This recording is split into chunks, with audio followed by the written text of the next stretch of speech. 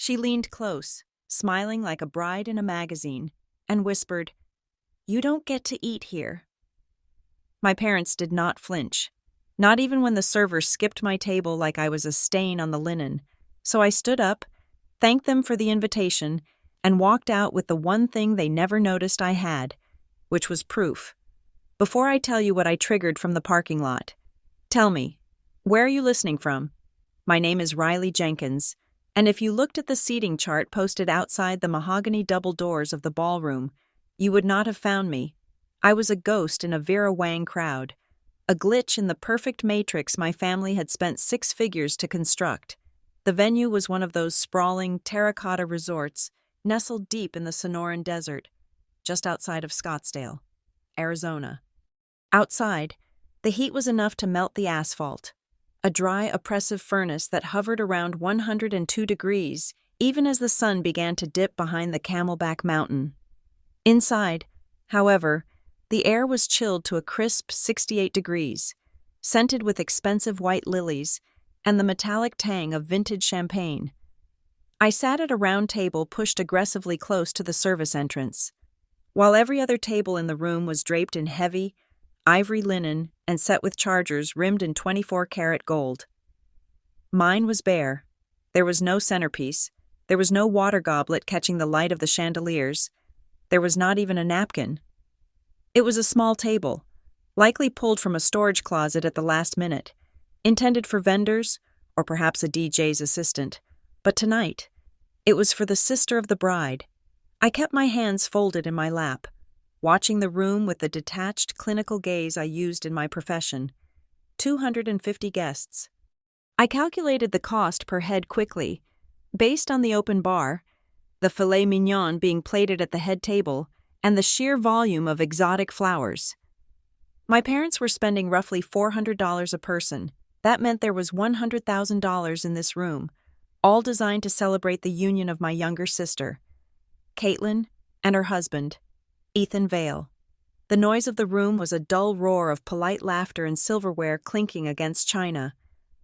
I had not been offered a drink. I had not been offered an appetizer during the cocktail hour. I sat there, wearing a navy blue dress that I had paid for myself, feeling the specific, hollow ache of being invisible. It was not that they had forgotten me. Forgetting is passive. This was active. This was a curatorial decision. I was the stain they could not scrub out. So they had simply painted over me. Across the room, the head table was a masterpiece of ego. My mother, Diane, was laughing at something the groom said, her hand fluttering near her throat to draw attention to the diamond necklace she had insisted on buying for the occasion. My father, Frank, looked satisfied, his chest puffed out in his tuxedo, playing the role of the benevolent patriarch. They looked like royalty. They looked like good people. That was their greatest talent, really, the performance. Then I saw the movement. Caitlin stood up. She looked breathtaking. I had to give her that. The dress was a custom design, silk and lace, hugging her frame before flaring out in a dramatic train. She navigated the space between the tables with the grace of a swan, stopping to accept compliments, touching a shoulder here, flashing a smile there. But I knew her trajectory. I knew the geometry of her malice. She was spiraling inward, and I was the center. She arrived at my table. She did not pull out a chair. She did not hug me. She leaned down, bringing her face close to mine, smelling of expensive perfume and sweet icing, to anyone watching from 3 tables away. It looked like a tender moment between sisters, a private sharing of joy. "You look uncomfortable, Riley," she whispered. Her voice was low, melodic, but the edges were serrated. "I am fine, Caitlin," I said, keeping my voice steady. "Congratulations. The ceremony was beautiful," she smiled, a wide, camera-ready expression that did not reach her eyes. She placed a hand on the bare wood of my table, emphasizing its emptiness. "I just wanted to let you know," she said, dropping her volume just enough to force me to lean in, yet projecting enough that the table of my cousins behind me could definitely hear.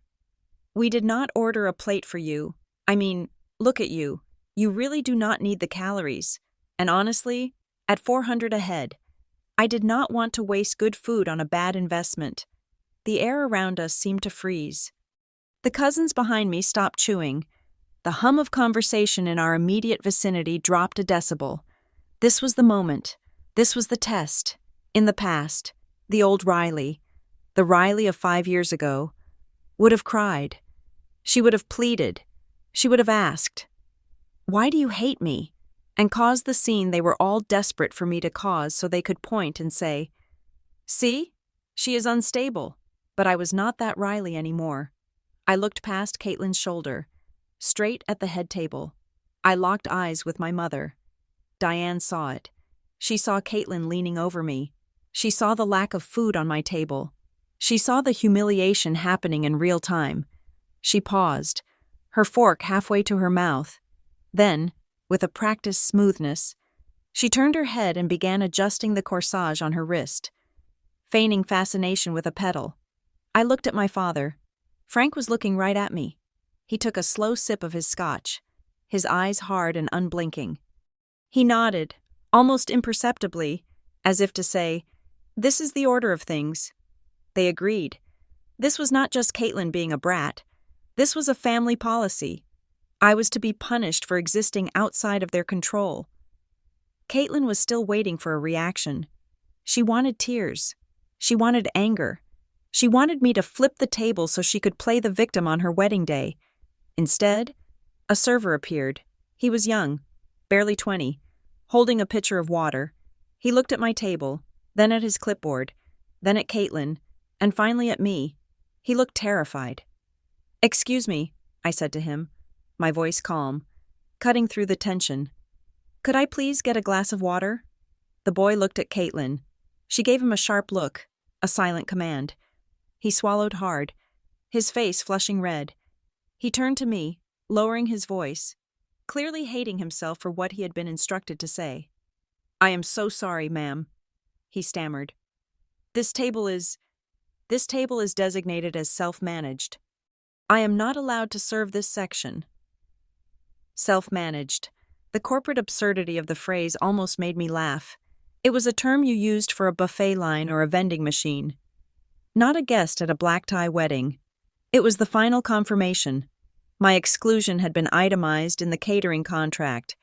My parents and sister had actually sat down with a wedding planner and specified that table 19 was to receive 0 service. They had formalized their cruelty. The silence around us was spreading like an oil spill. More people were looking. They were waiting for the explosion. They were waiting for the crazy sister to ruin the perfect night. I stood up. My chair scraped against the floor, a harsh sound that made a few people jump. I picked up my clutch purse. I smoothed the front of my dress. I looked at Caitlin, who was standing back slightly, ready to call security. I looked at the server, who looked like he wanted to vanish. "Okay," I said. That was it. No screaming. No wine thrown in faces. No begging. "I will go." Caitlin's smile faltered for a fraction of a second. She seemed disappointed. "Well," she huffed, covering her confusion with arrogance, "do not make a scene on your way out." "I would not dream of it," I said. I turned my back on her. It was the hardest thing I had ever done physically, forcing my legs to move in a slow, rhythmic cadence when every instinct in my body screamed at me to run. I walked past the table of cousins who were pretending to look at their phones. I walked past the friends of the family who had known me since I was a child. People who had watched my parents sideline me for 30 years and said nothing. I felt their eyes on my back, heavy and judgmental. They thought I was walking away in defeat. They thought I was fleeing the shame. I kept my head high, fixing my eyes on the exit sign glowing red above the double doors. The sound of the party began to resume behind me, a tentative return to normalcy, the clinking of glasses starting up again as if the glitch had been patched. "She is gone," they were thinking. Problem solved. I pushed through the heavy doors and stepped into the corridor. The silence of the hallway was sudden and jarring. I walked past the gift table, piled high with boxes wrapped in silver and gold paper, monuments to greed. I walked past the large framed engagement photo of Caitlin and Ethan on an easel. their teeth white, their future bright and funded by fraud. I reached the glass doors of the main entrance and pushed them open. The heat hit me like a physical blow. The dry oven-like air of the Arizona night wrapped around me, instantly sucking the moisture from my skin. It was suffocating, but it felt clean. It felt real. The artificial chill of the ballroom was behind me. I walked to the valet stand, but I did not stop. I did not want to wait for a car. I had parked my rental in the self-parking lot, far away from the entrance, anticipating a quick exit. I marched across the asphalt, my heels clicking a sharp rhythm in the quiet night. My phone buzzed against my palm. One short vibration. I stopped under the harsh yellow light of a lamppost. I unlocked the screen. The message was from Gwen. Green light. Package is verified. It is your call. I took a deep breath, filling my lungs with the hot, dusty air. I looked back at the resort. The ballroom windows were glowing with warm light. I could see the silhouettes of people dancing. They were in there, eating the food my parents paid for, drinking the wine my father boasted about, celebrating a marriage built on a foundation of lies. They thought they had won. They thought that by denying me a piece of chicken and a glass of water, they had stripped me of my power. They had forgotten who I was. They saw a rejected daughter. They did not see the senior risk analyst who had spent the last 6 months documenting every erratic financial move, every forged signature, and every shell company associated with the groom. I opened the Notes app on my phone. I copied the body of text I had written 3 days ago. Then, I opened my email client. I pasted the text into a new message. I added the attachment, a PDF file, 112 pages long, dense with bank statements, chat logs, and affidavits. I typed in the recipients. I did not send it to my parents. I did not send it to Caitlin. That would be emotional. That would be petty. I entered the email address for the fraud division of the State Attorney General's office. I entered the email address for the internal compliance officer at the investment firm where Ethan claimed to be a partner. I entered the email address for the regional director of the bank that held the mortgage on my parents' house. The mortgage Ethan had convinced them to refinance under false pretenses. And finally, I BC'd a reporter at the Arizona Republic who had been trying to crack a story on local real estate scams for a year. I looked at the subject line. I had typed it out calmly in my hotel room, but seeing it now, in the glow of the parking lot lights, it looked like a weapon. Immediate risk alert. Identity contract, fraud, /Vail Jenkins Holdings. My thumb hovered over the send button. Inside that ballroom, Caitlin was probably laughing. Frank was probably toasting to his own generosity. They thought the worst thing that could happen tonight was a stained tablecloth. They had no idea that the ground beneath them was already gone. I did not scream. I did not fight. I simply pressed the blue arrow. Sent. The screen refreshed. The inbox was empty. The missile was in the air. I lowered the phone and looked up at the stars, obscured by the haze of the city lights. A strange calmness settled over me. It was done. The mechanism was engaged. By tomorrow morning, the accounts would be frozen. By noon, the inquiries would start. By the time Caitlin returned from her honeymoon, if she even went, there would be no house to come back to. And her husband would be answering questions in a small, windowless room. They thought I left because I was hungry. They thought I left because I was hurt. I walked toward my car, the gravel crunching under my shoes. I unlocked the door and slid into the driver's seat. The steering wheel was hot to the touch. I started the engine and turned the air conditioning up to the maximum. I am not hungry anymore, I said to the empty car. I put the car in reverse and backed out of the space. As I drove toward the exit, I glanced in the rearview mirror one last time. The resort looked like a castle, glowing and majestic. But I knew better. I knew it was just a building full of people who had underestimated the quiet woman at the empty table. Everything was about to collapse. And it was not because I made a scene. It was because I pressed the one button they did not even know existed. To understand why I walked out of that ballroom without screaming, you have to understand the architecture of my silence. It was not something I was born with. It was something that was built, brick by brick. In a two-story colonial house in the suburbs of Fort Collins, Colorado. If you drove past our house in 1998, you would have seen the American dream manifested in beige stucco and Kentucky bluegrass. The lawn was edged with military precision. The windows were always gleaming. We had a golden retriever named Buster who actually smiled for photos. And inside, on the mantelpiece above the gas fireplace, was the shrine. My mother, Diane, called it the family gallery. It was a collection of framed photographs documenting our rise to upper-middle-class stability. There were photos of vacations to Lake Tahoe, photos of Christmas mornings in matching flannel pajamas, and photos of school graduations. But if you looked closely, really closely, you would see the composition never changed. Caitlin was always in the center. She was the focal point, the sun around which our domestic galaxy spun. She had the bright blonde curls that my mother adored and the easy, open smile that my father trusted. She was vibrant. She was loud. She demanded the lens. And then there was me. I was always on the periphery, usually standing slightly behind Frank or off to the left of Diane. My hair was a mousy brown, straight and refusing to hold a curl. My smile was polite, lips pressed together, eyes not looking at the camera, but looking slightly off frame. As if I was checking the exits, I was present, but I was not participating. I was the control variable in their experiment of happiness. The dynamic in the house was subtle. It was not the kind of abuse you see in movies with yelling and thrown plates. It was a slow, cold erosion. It was the difference in frequency when my mother spoke. When she spoke to Caitlin, her voice was a warm alto, full of musical dips and swells. "Caitlin, sweetheart, did you finish that painting? It is gorgeous." When she turned to me, the music stopped. The tone flattened out into a monotone hum, like a dial tone. "Riley, move your shoes. They are cluttering the hallway." I was not a daughter. I was a logistical error. I was static on the line. My father, Frank, operated differently.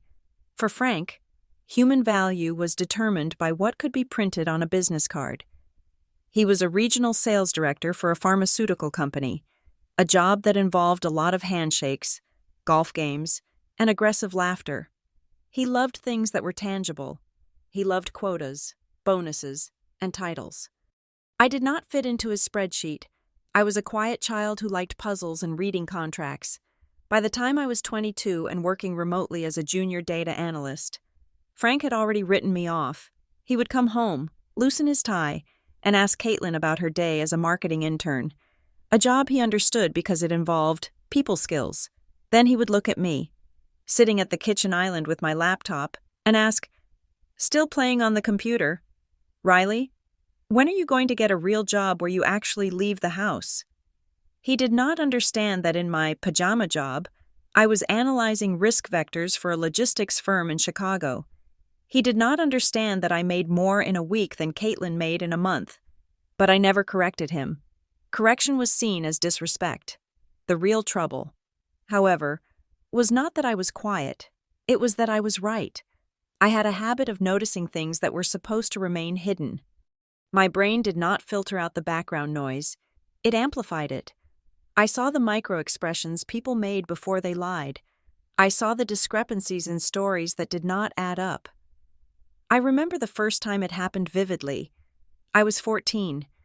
My father had brought home a man named Jerry, a potential business partner who was going to help Frank invest in a chain of car washes. Jerry was loud, charismatic, and drove a Porsche.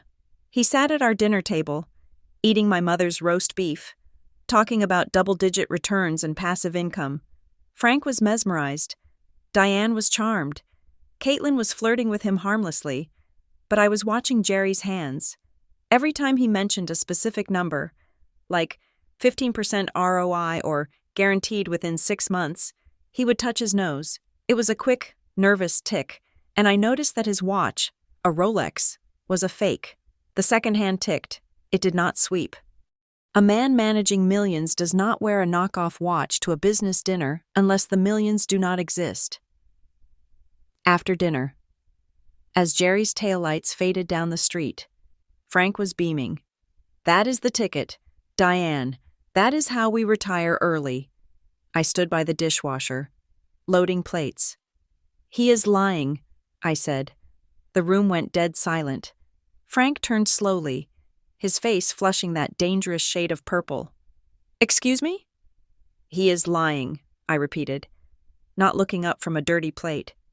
His watch is fake, and he keeps touching his face when he talks about the profit margins. He does not have the money. Dad, he is looking for liquidity to cover a debt. Frank slammed his hand on the counter. You have no idea what you are talking about. You are a child. Jerry is a respected professional.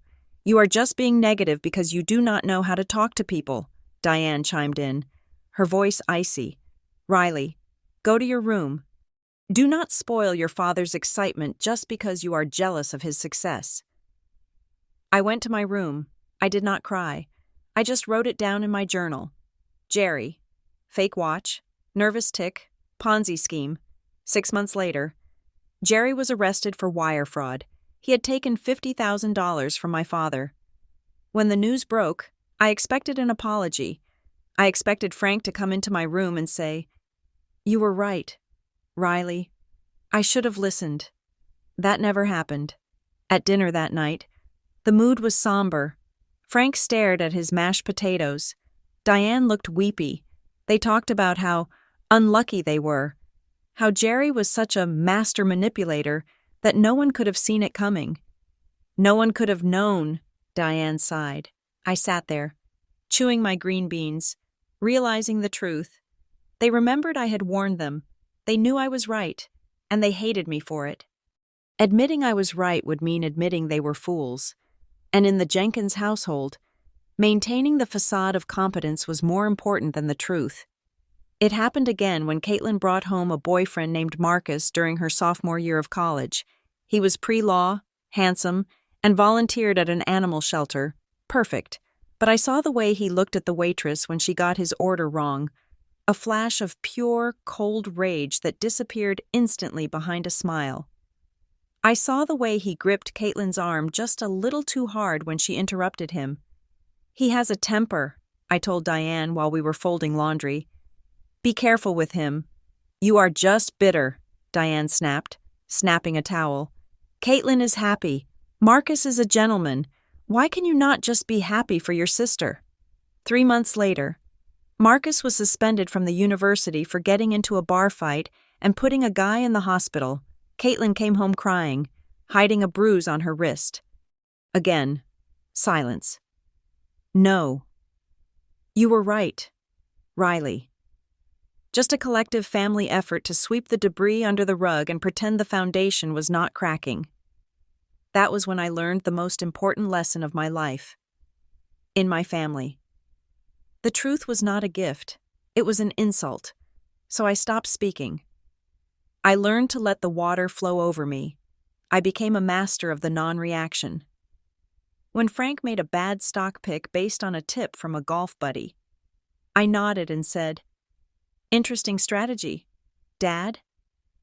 When Diane praised Caitlin for a promotion that I knew was actually a lateral move to avoid a layoff, I said, That is great news. I denied them the friction they wanted, but I kept the receipts. I started keeping a mental file on everyone. I realized that if they were not going to value my insights, I would hoard them. I treated my life in that house like an undercover operation. My salvation came in the form of a high school civics teacher named Mr. Halloway. He was a dry, cynical man who smelled like old coffee and chalk dust. He was the only teacher who did not find my silence unnerving. One afternoon, he kept me after class. I thought I was in trouble. I stood by his desk, clutching my backpack. Riley, he said, shuffling some papers. I noticed something during the mock trial project. I'm sorry I did not speak up more, I said automatically. No, that is not it, he said, looking over his glasses. I noticed that while everyone else was arguing about the law, you were reading the witness statements. You found the discrepancy in the timeline that the entire opposing team missed. You did not yell about it. You just put it in your closing brief. He opened a drawer and pulled out a pamphlet. Most people listen to respond, he said. You listen to dissect. That is a rare skill. It makes people uncomfortable, which is why you are not popular, but it also makes you dangerous. He slid the pamphlet across the desk. It was for a summer seminar on forensic accounting and investigative journalism. I know a woman, Mr. Holloway said. She used to work for the Treasury Department. Now she runs a private firm that cleans up messes for corporations. She likes people who do not talk much. I told her about you. That was the first crack in the wall. That was the moment I realized that the thing my parents treated as a defect, my inability to be charmed by bullshit, was actually a commodity. I went to that seminar. I met the woman, Gwen Hartley, and for the first time in 18 years, I was in a room where accuracy was valued over politeness. I came back home a different person. I still looked the same. Quiet, plain, obedient. But inside, the machinery had been upgraded. I looked at my father's blustering confidence and saw insecurity. I looked at my mother's toxic positivity and saw denial. I looked at Caitlin's need for attention and saw a bottomless pit that no amount of praise could fill. I realized I was not the one who was broken. I was the only one who was functioning. Flash forward to the months leading up to the wedding. The pattern was repeating, but the stakes were higher. I was living in a small apartment downtown, running my consultancy, Northbridge Continuity Group. I had money in the bank that they knew nothing about. I had a reputation in the industry as a ghost, someone you hired when you wanted to find the leak without alerting the press.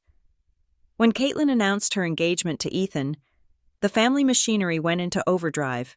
Frank was ecstatic because Ethan claimed to be an investment banker. Diane was thrilled because Ethan was photogenic. I sat at the engagement dinner, watching Ethan pour wine. I watched him charm my mother. I watched him mirror my father's body language. It was a masterclass in social engineering. But then I saw it. Ethan was telling a story about a merger he handled in London. He mentioned a specific bank, a specific date, and a specific regulatory hurdle. It sounded impressive. To my parents, it sounded like success. To me, it sounded like a script. I knew that bank. I had done a risk assessment for them 2 years ago. The regulatory hurdle he mentioned had been repealed in 2015. He was citing a law that no longer existed. I looked at him across the table. He caught my eye. For a second, the mask slipped. He saw the blankness in my face, the lack of adoration. He realized instantly that I was not buying what he was selling. He smiled, but his eyes were cold. "And what do you do again, Riley? Something with computers?" "Risk management," I said softly. "Sounds boring," he laughed. "It can be," I said. "Until you find something," my father laughed. "Oh, do not mind her. Ethan, Riley treats everything like a crime scene. She is a bit intense." "I think it is charming," Ethan said, raising his glass. "To family." To family." Everyone chorused. I raised my glass. But I did not drink. I was already working. I was already memorizing the name of the firm he claimed to work for. I was already noting the brand of his suit. Expensive, but the fit was slightly off, like he had bought it off the rack and not had time to tailor it. I went home that night and opened my laptop. I did not argue with my parents. I did not try to warn Caitlin that her fiancé was citing repealed banking laws. I knew the drill. If I spoke, I was the villain. If I warned them, I was jealous. So I did what Mr. Holloway and Gwen had taught me. I did what I had done since I was 10 years old, sitting at the dinner table with Uncle Jerry. I let them be happy. I let them plan the wedding. I let them spend the money. And I started building the file. Because in the end, I knew the truth would come out. It always did. But this time, I was not going to be the little girl crying in the kitchen while they ignored me. This time, I was going to be the one holding the detonator. My childhood had taught me that being right was not enough. You had to be right at the exact moment when they could no longer afford to ignore you. I sat in my apartment, the blue light of the screen illuminating my face, and typed Ethan's name into a database that my father did not even know existed. The search bar blinked. Ethan Vale, searching. And as the results began to populate, scrolling down the screen in lines of red text, I felt that familiar, cold satisfaction. I was not the sister who was static anymore. I was the signal, and they were about to hear me loud and clear. The coffee shop where I first met Gwen Hartley was not the kind of place my parents would ever frequent. It was tucked into the basement of a granite office building in downtown Denver. The kind of place where lawyers and forensic accountants went to drink black coffee and discuss things that could ruin lives. There were no decorative ferns, no indie acoustic music, just the hum of espresso machines and the low murmur of confidential conversations. Mr. Holloway had arranged the meeting, but he did not stay. He simply walked me to the table, introduced me, and left. Gwen Hartley was 60 years old. Though her age was difficult to pin down because her energy was timelessly sharp, she wore a charcoal suit that looked like it had been tailored by someone who understood geometry better than fashion. Her hair was cut into a severe silver bob, and her glasses were frameless. She did not smile when I sat down. She simply looked at me, scanning my face the way a scanner reads a barcode. "Holloway says you are a listener," she said. Her voice was dry, lacking the sugary coating I was used to from the women in my mother's social circle. "I suppose," I said, looking at my hands. "My parents think I am just quiet, or sensitive. My mother says I overthink everything." Gwen snorted. It was a dismissive, violent sound. Mothers often confuse inconvenience with defect. You do not overthink. Riley, you overnotice. There is a difference. Overthinking is creating problems that do not exist. Overnoticing is seeing the problems that everyone else is pretending are not there. One is a neurosis. The other is an asset. Do not let them convince you that your eyesight is a hallucination. That sentence hit me harder than any compliment I had ever received. For 18 years, I had been treated like a radio picking up static. Gwen was telling me I was actually tuning into a frequency that no one else could hear. Over the next 4 years, while I was attending the university, Gwen became my unofficial mentor. I did not join a sorority. I did not go to football games. Every Tuesday and Thursday afternoon, I took the bus downtown to Gwen's firm, Hartley Associates. It was there that I learned the taxonomy of deception. Gwen taught me that the truth is rarely in what people say. It is in what they protect. She taught me to watch the hands, not the eyes. Liars rehearse their eye contact, but they forget their hands. They touch their neck when they feel vulnerable. They hide their thumbs when they are unsure. She taught me to listen for the specific qualifiers people use to distance themselves from a lie. "Listen to the structure, Riley," she would say, pointing a laser pointer at a transcript of a deposition projected on the wall. He did not say, "I did not steal the money." He said, "I would never do something like that. One is a denial of fact. The other is a denial of character. The second one is almost always a lie." I began to see the world as a series of patterns. I saw the way a CEO shifted in his chair when asked about quarterly projections. I saw the way a supplier hesitated for exactly 2 seconds before agreeing to a delivery date. I realized that society was held together by a million tiny, polite fictions, and I was the person holding the magnifying glass. By my junior year of college, I was already working. I did not work at the campus bookstore or the local coffee chain. Gwen started throwing me crumb cases, small files from her overflow stack that were too minor for her senior partners, but perfect for a trainee. I remember my first real win. It was a family-owned hardware chain in Aurora that was bleeding cash. The owner thought it was shoplifting. He blamed the teenagers from the local high school. I spent 3 nights with their digital ledgers. I did not look at the security footage. I looked at the voided transactions. I found a pattern.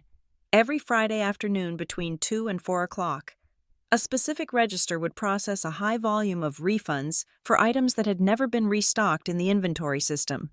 It was not shoplifters. It was the owner's nephew, the shift manager.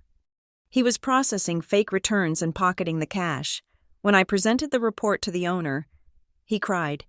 He told me he had trusted that boy like a son. I sat there. feeling that familiar pang of pity. But I also felt something new.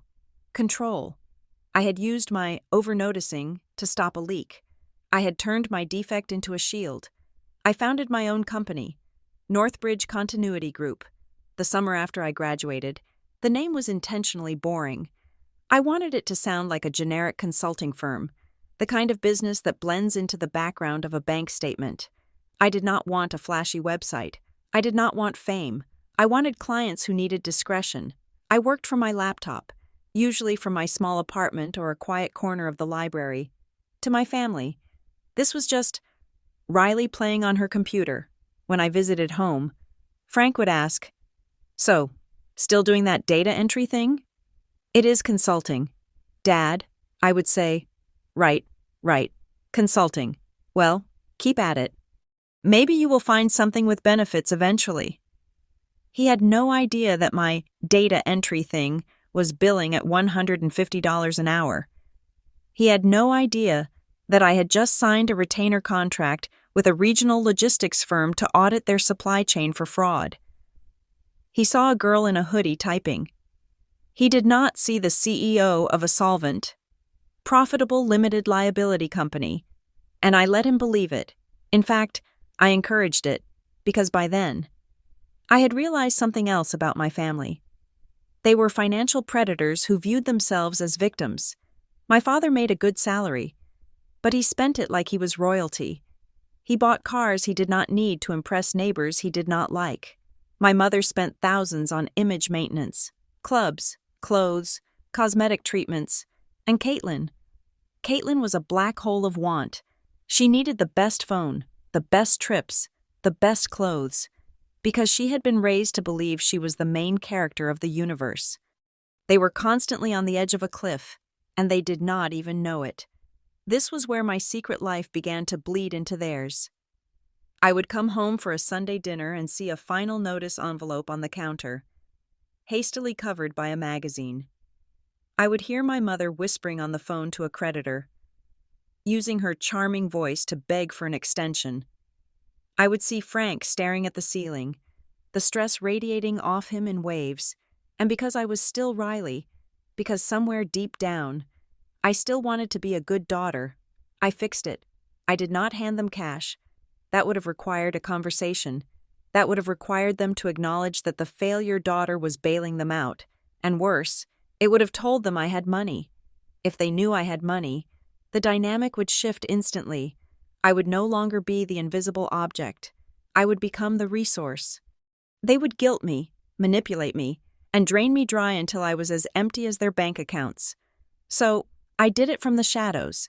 I logged into the utility portal using the account number I had memorized from a bill left on the table.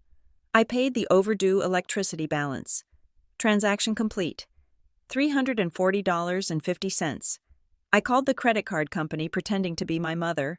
I could mimic her cadence perfectly, and made a payment to bring the account under the limit. Transaction complete. $2,000. I did this for years. I was the silent structural support beam in a house that was rotting from the inside. The next time I visited, Frank would be bragging. "I told that bank manager to shove it," he would say, puffing on a cigar. They realized they made a mistake and cleared that hold on the card. You have to be tough with these people, Riley. You cannot let them push you around. He thought his bravado had fixed the problem. He did not know his daughter had wire transferred the solution from a laptop in the guest bedroom. I told Gwen about this once. We were drinking tea in her office, watching the rain hit the glass. "You are enabling them," Gwen said. She did not say it unkindly, just factually. "I am preventing a collapse," I argued. "If they go under, they will come to me anyway. This way, I control the damage." Gwen shook her head. "You are paying for a front row seat to a tragedy. Riley, you are buying tickets to a show that hates you, but I understand why you do it. Just remember the rule." "I know the rule," I said. "Say it. Never argue with a mask," I recited. "Document it." "Exactly," Gwen said. "People like your father, like your sister, they wear masks. The successful businessman, the perfect princess. If you try to rip the mask off, they will fight you to the death. They will destroy you to protect the illusion. So do not fight the mask. Just record what happens when it slips.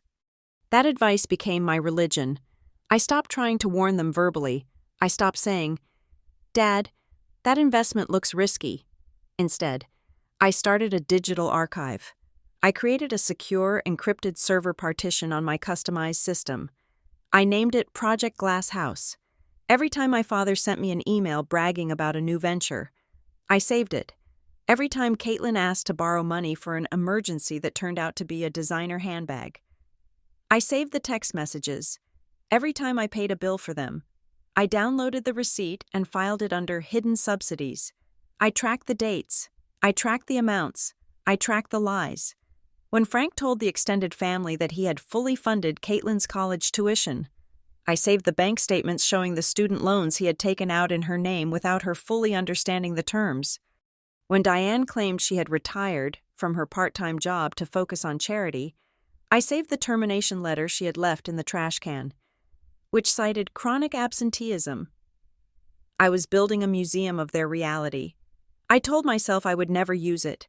I told myself it was just for my own sanity, a way to prove to myself that I was not crazy, that the gaslighting was real. But Gwen was right. I was not just over-noticing, I was preparing. By the time I was 26, Northbridge Continuity Group was generating a steady, mid-six-figure income. I bought a condo in Portland, Oregon, far enough away to have boundaries, but close enough to fly back for holidays. I furnished it with simple, high-quality pieces. I had a savings account that could weather a Category 5 hurricane. My family visited once. They looked around my clean, minimalist living room with pity. "It is a little barren, is it not?" Diane said, running a finger over my vintage Danish teak desk. "It looks like a hotel room. Do you not want to make it more homey?" "I like it clean," I said. "Well," Frank said, pacing the room like a caged tiger, "it is a good starter place. Maybe when you get a serious job, you can upgrade to something with a bit more character. A yard, maybe." He was standing next to a painting I had bought at an auction for $4,000. He assumed it was a print from a discount store. "Maybe," I said. I went to the kitchen to make them coffee. As I ground the beans, I checked my phone. I had a notification from my bank, a direct deposit from a client in Seattle. $15,000. I smiled. Then I walked back out to the living room with a tray of mugs, serving coffee to the people who thought I was a failure, while I quietly owned the bank they were leveraged to. I sat down, took a sip of my coffee, and listened to Caitlin talk about her new boyfriend, a man named Ethan Vale, who she met at a gala. "He is different," she gushed, her eyes sparkling. "He is in finance. Daddy really likes him." "He seems sharp," Frank nodded. "Knows the market. We had a great conversation about derivatives." I felt a prickle on the back of my neck. The word derivatives, coming from my father, usually meant he had just misunderstood a Wikipedia article. "What does he do in finance?" I asked, keeping my voice neutral. "He manages private wealth," Caitlin said. "High net worth individuals. He says he can get Daddy into some exclusive funds." My internal alarm system began to wail. It was a high-pitched, deafening siren that only I could hear. "That sounds interesting," I said. "Does he have a firm?" "Vale Partners," Caitlin said proudly. "Or something like that. It is very boutique." "Boutique," I repeated. I did not argue. I did not say, "That sounds suspicious." I just waited until they left. As soon as the door clicked shut, I opened my laptop. I opened Project Glass House. I created a new folder. Subject, Ethan Vale. Date, October 12, 2024. Initial status, unverified. I cracked my knuckles and began to type. If he was real, the data would prove it. If he was a mask, I would document the cracks. I did not know yet that this file would become the most important document of my life. I did not know that this boutique investor was about to collide with the invisible wall I had spent 10 years building. But I was ready. I had the training. I had the system. And for the first time, I had a target that was actually dangerous enough to test them. The announcement happened on a humid Sunday afternoon in late May. Caitlin summoned us all to the living room. Her face flushed with a mixture of excitement and triumph. She held out her left hand, and the light from the bay window caught the facets of a diamond that was aggressively large. It was a cushion-cut stone, surrounded by a halo of smaller diamonds, sitting on a platinum band. To my trained eye, the clarity looked decent, but the setting was designed to maximize size over quality. It was a ring meant to be seen from across a room, not inspected under a loupe. "We are engaged!" Caitlin squealed. My mother shrieked. It was a sound of pure, unadulterated relief. At 55, Diane Jenkins had begun to fear that her golden child might settle, or worse, remain unchosen. She rushed forward, grabbing Caitlin's hand as if she were inspecting a prize heifer at the state fair. "Oh, Caitlin, it is magnificent. It must be at least 3 carats, Diane cried, tears welling in her eyes. My father, Frank, slapped his knee and stood up, beaming. "Well, finally. I was wondering when that boy was going to pull the trigger. Where is he? Is he here?" "He is parking the car," Caitlin said, wiping a tear. "He wanted me to have the moment first." "Classy," Frank nodded. "Very classy." I sat in the armchair in the corner, holding a book I had stopped reading 10 minutes ago. I forced a smile onto my face. "Congratulations." "Caitlin," I said, "that is a lot of ring." "It is it not?" she said, finally looking at me. Her expression shifted from joy to a subtle smugness. "Ethan said he did not want to get me anything standard. He said I deserve an investment piece."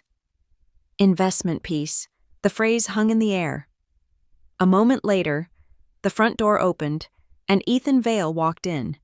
I had met him briefly before, but this was different. Now, he was not just a boyfriend, he was a fiancé. He was family. He walked with a confident, rolling stride, wearing a beige linen suit that looked effortlessly expensive. He was handsome in a generic, news anchor sort of way, square jaw, tanned skin, teeth that had clearly seen the inside of a cosmetic dentist's office. He hugged my mother, who practically melted into his arms. He shook my father's hand with a firm, masculine grip, clapping him on the shoulder. "Welcome to the family, son," Frank said, his voice thick with emotion. "I am honored, Frank," Ethan said.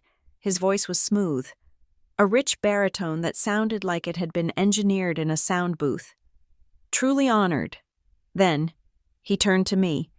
He crossed the room and extended his hand. I stood up to take it. His palm was dry and cool. He squeezed my hand, a standard greeting, but then he held it. He did not let go when the shake was finished. He held it for a fraction of a second too long, his eyes locking onto mine. They were not the eyes of a man in love. They were the eyes of an auditor. He was scanning me. He looked at my plain gray blouse. He looked at my lack of jewelry. He looked at the book on the chair. In that 2-second exchange, I felt him calculating my net worth, my influence, and my threat level. "Riley," he said, smiling. "Caitlin talks about you all the time. The quiet genius of the family." "Good to see you, Ethan," I said, extracting my hand. "Congratulations." "Thank you," he said. His smile remained fixed, but the warmth did not reach his eyes. It was like looking at a shark through the glass of an aquarium. He had identified me. To him, Frank and Diane were prey. Caitlin was the bait, and I was an obstacle. The celebration dinner that night was a masterclass in manipulation. Frank opened a bottle of Cabernet that he had been saving for a special occasion. We sat around the dining table, the mood electric with the promise of a wedding. But as the wine flowed, I started to notice the pivot. Ethan did not talk about how much he loved Caitlin. He did not talk about how they met, or their favorite memories, or their dreams for a family. He talked about assets. "You know, Frank," Ethan said, swirling his wine glass, "I have been thinking about your property here." This neighborhood is seeing a 12% year-over-year appreciation. It is incredible. Frank puffed up. We bought at the right time. 1998? Got it for a song. Smart, Ethan nodded. Very smart. But you have to be careful with the equity. If it is just sitting in the house, it is dead capital. Are you still carrying a mortgage on it? The question was invasive. In polite society, you do not ask your future father-in-law about his mortgage balance over the salad course, but Ethan asked it with such concern, such professional gravity, that Frank did not even blink. We refinanced about 5 years ago to do the kitchen, Frank admitted, his voice lowering slightly. So we have got a bit of a note left, maybe $200,000. Interest rate? Ethan fired back. 4.5%, Ethan hissed through his teeth, a sound of sympathetic pain. Ouch, Frank, that hurts me to hear, with the market the way it is. You are bleeding money. We need to look at that. I have some contacts who specialize in asset leveraging for seniors. Seniors. My father was 58. He hated being called old, but he was so entranced by the idea of asset leveraging that he missed the insult. And Diane, Ethan pivoted to my mother. Caitlin mentioned you were worried about the rising cost of healthcare. Do you have a comprehensive long-term care policy, or are you relying on the state? Well, we have savings, Diane said, looking unsure. Savings vanish, Ethan said darkly. One bad fall, one nursing home stay, and the nest egg is gone. I have seen it happen to clients with $10 million. Poof, gone in 2 years. The table went silent. He had introduced fear into the room. He had terrified them, and now he was going to offer the cure. But do not worry, Ethan smiled, reaching out to touch Caitlin's hand. You are family now. I am going to review your entire portfolio. We are going to build a fortress around this family so that nothing can touch you. Oh, Ethan, Diane breathed. Thank you. That is so generous. I stared at my plate. I was pushing a piece of asparagus around with my fork, trying to keep my heart rate down. This was not financial advice. This was a discovery phase.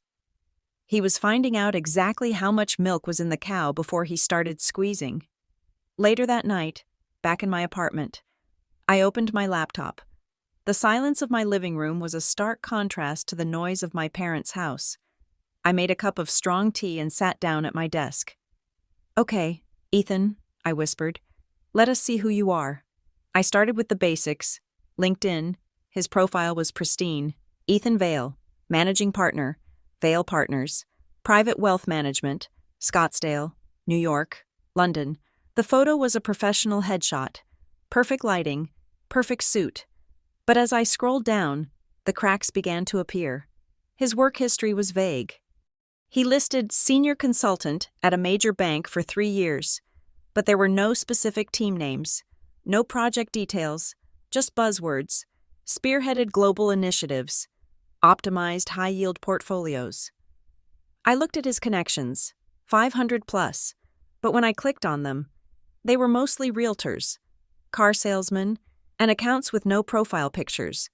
There were no other high-level bankers, no vice presidents, no compliance officers. I went to the comments section on his posts. Great insight. Ethan, wrote a user named John D123. Leadership at its finest, wrote Sarah_finance. They were bots. I recognized the syntax. These were paid comments, purchased from a click farm to boost engagement and make him look like a thought leader. I pulled up the website for Vale Partners. It was a beautiful website. Stock photos of skyscrapers, elderly couples walking on beaches, and gold compasses, but there was no physical address, just a P.O. box in a strip mall in North Scottsdale. There was no Our Team page. Just Ethan. I ran a HOI search on the domain name. It had been registered 6 months ago. 6 months. He claimed to have 10 years of experience, but his firm's website was younger than my pair of running shoes. I felt a cold knot form in my stomach. This was not just a guy padding his resume. This was a shell. The next day, I drove back to my parents' house. I knew it was a risk, but I had to try. I found Caitlin in her old bedroom, looking at bridal magazines. "Caitlin," I said, standing in the doorway. "Oh, hey," she said, not looking up. "Do you think lilies or orchids? Ethan says orchids are more sophisticated." "We need to talk about Ethan," I said. She sighed, dropping the magazine. "Here we go. What is it? Is his tie too loud? Did he use the wrong fork?" "His company," I said, stepping into the room. "Caitlin, I looked it up. The website was created 6 months ago. He claims to have an office in London, but there is no record of a business license for him in the UK. His LinkedIn comments are bots." Caitlin stared at me. Her face went blank, then red. "You stalked him?" she asked. "I did due diligence. That is what I do for a living. Caitlin, he is asking Mom and Dad about their mortgage. He is asking about their insurance. He is digging for information." Caitlin stood up. She was trembling. "You are unbelievable. You know that? You are actually unbelievable. I am trying to protect you." "No, you are not," she shouted. "You are trying to ruin this. You cannot stand it, can you? You cannot stand that I found someone successful and handsome and rich, and you are alone in that sad little apartment with your cat and your laptop." "I do not have a cat," I said automatically. "Who cares?" she screamed. "You are jealous. You are jealous because no one picks you. Riley, you are the boring one. You are the invisible one. And now that I am the center of attention, you want to tear it down so you can feel superior." "It is not about feelings," I said, trying to keep my voice steady. "It is about facts. The facts do not add up." "Get out," she hissed. "Get out of my room." I left. I passed Frank in the hallway. He looked annoyed. "What is the yelling about?" he asked. "Riley is being a bitch about Ethan," Caitlin yelled from her room. Frank turned to me, his face hard. "Riley, enough. Ethan is a good man. He is a visionary. He talks about growth. He talks about the future. I do not want to hear you bad-mouthing him just because you do not understand high finance." "I understand it better than you think," I said. "Then go do it somewhere else," Frank snapped. "We are happy. Let us be happy." I drove home in silence. The rejection stung, but it also clarified things. They were immune to warnings. They were inoculated by their own greed and desperation. I went back to my apartment. I sat down at my desk. I was done being the sister. I was Northbridge Continuity Group now. I opened a piece of software that was not available to the public. It was a licensed investigative tool I used for corporate background checks. It cost me $500 a search, but tonight, I did not care. I entered his name, Ethan Vale. Date of birth, unknown. Social security number, unknown. I tried a different angle, face recognition. I took the photo from his LinkedIn profile and ran it through a reverse image search engine that scanned mugshots and old yearbooks. The processing bar spun for 2 minutes. Match found. I clicked the link. It was a cached article from a local newspaper in Henderson, Nevada, dated 4 years ago. Local entrepreneur sued for breach of contract. The photo was younger. The hair was different, shorter, darker, but the eyes were the same, the shark eyes. The caption read, "Evan Vane, owner of Vane Solar Solutions, faces allegations of overselling contracts and failing to deliver installation services. Evan Vane, Ethan Vale." He had changed 2 letters. It was lazy. It was arrogant. I searched for Evan Vane. The results poured in. A dissolved LLC in Nevada, a small claims court judgment in California, a string of angry reviews on a consumer protection website accusing him of taking deposits for solar panels that were never installed. He was a grifter. He was a small-time con artist who had moved from solar panels to wealth management, likely because the margins were higher and the victims were more trusting. My hands were shaking, not from fear, but from adrenaline. I had him. I had the smoking gun. I reached for my phone to call Frank. I stopped. I heard Gwen's voice in my head. "Never argue with a mask. Document it. If I showed this to Frank now, what would happen? Ethan would spin it. He would say, "Oh, that was a misunderstanding. That was a failed business venture when I was young. I learned from it. Are you going to hold my past against me? Frank? After I offered to save your pension?" Frank would believe him. Frank wanted the dream to be true more than he wanted the truth. And Ethan would know I was on to him. He would close ranks. He would accelerate the scam. He would have them sign papers tonight just to spite me. I put the phone down. I called Gwen instead. "I found him," I said when she answered. "He is a fraud. He has an alias. He ran a solar scam in Nevada." "Do you have a criminal conviction?" Gwen asked. Her voice was calm, anchoring me. "No, just civil suits and a dissolved LLC." "Then you have nothing," Gwen said. "Not yet, if you expose him now. He plays the victim. He says you are digging up dirt to hurt your sister. He isolates them from you completely." "So what do I do?" I asked, looking at the face of Evan Vane on my screen. "I cannot just watch him rob them." "You wait," Gwen said. "He is greedy. The solar scam was small time. He is escalating. He will try to get access to their accounts. He will try to get power of attorney or get his name on a deed. You watch for the paperwork. You let him step into the light when he commits a felony, when he forges a signature, or wires money without authorization. That is when you strike, not a minute before." "It is dangerous," I said. "It is necessary," she replied. "And Riley?" "Yes?"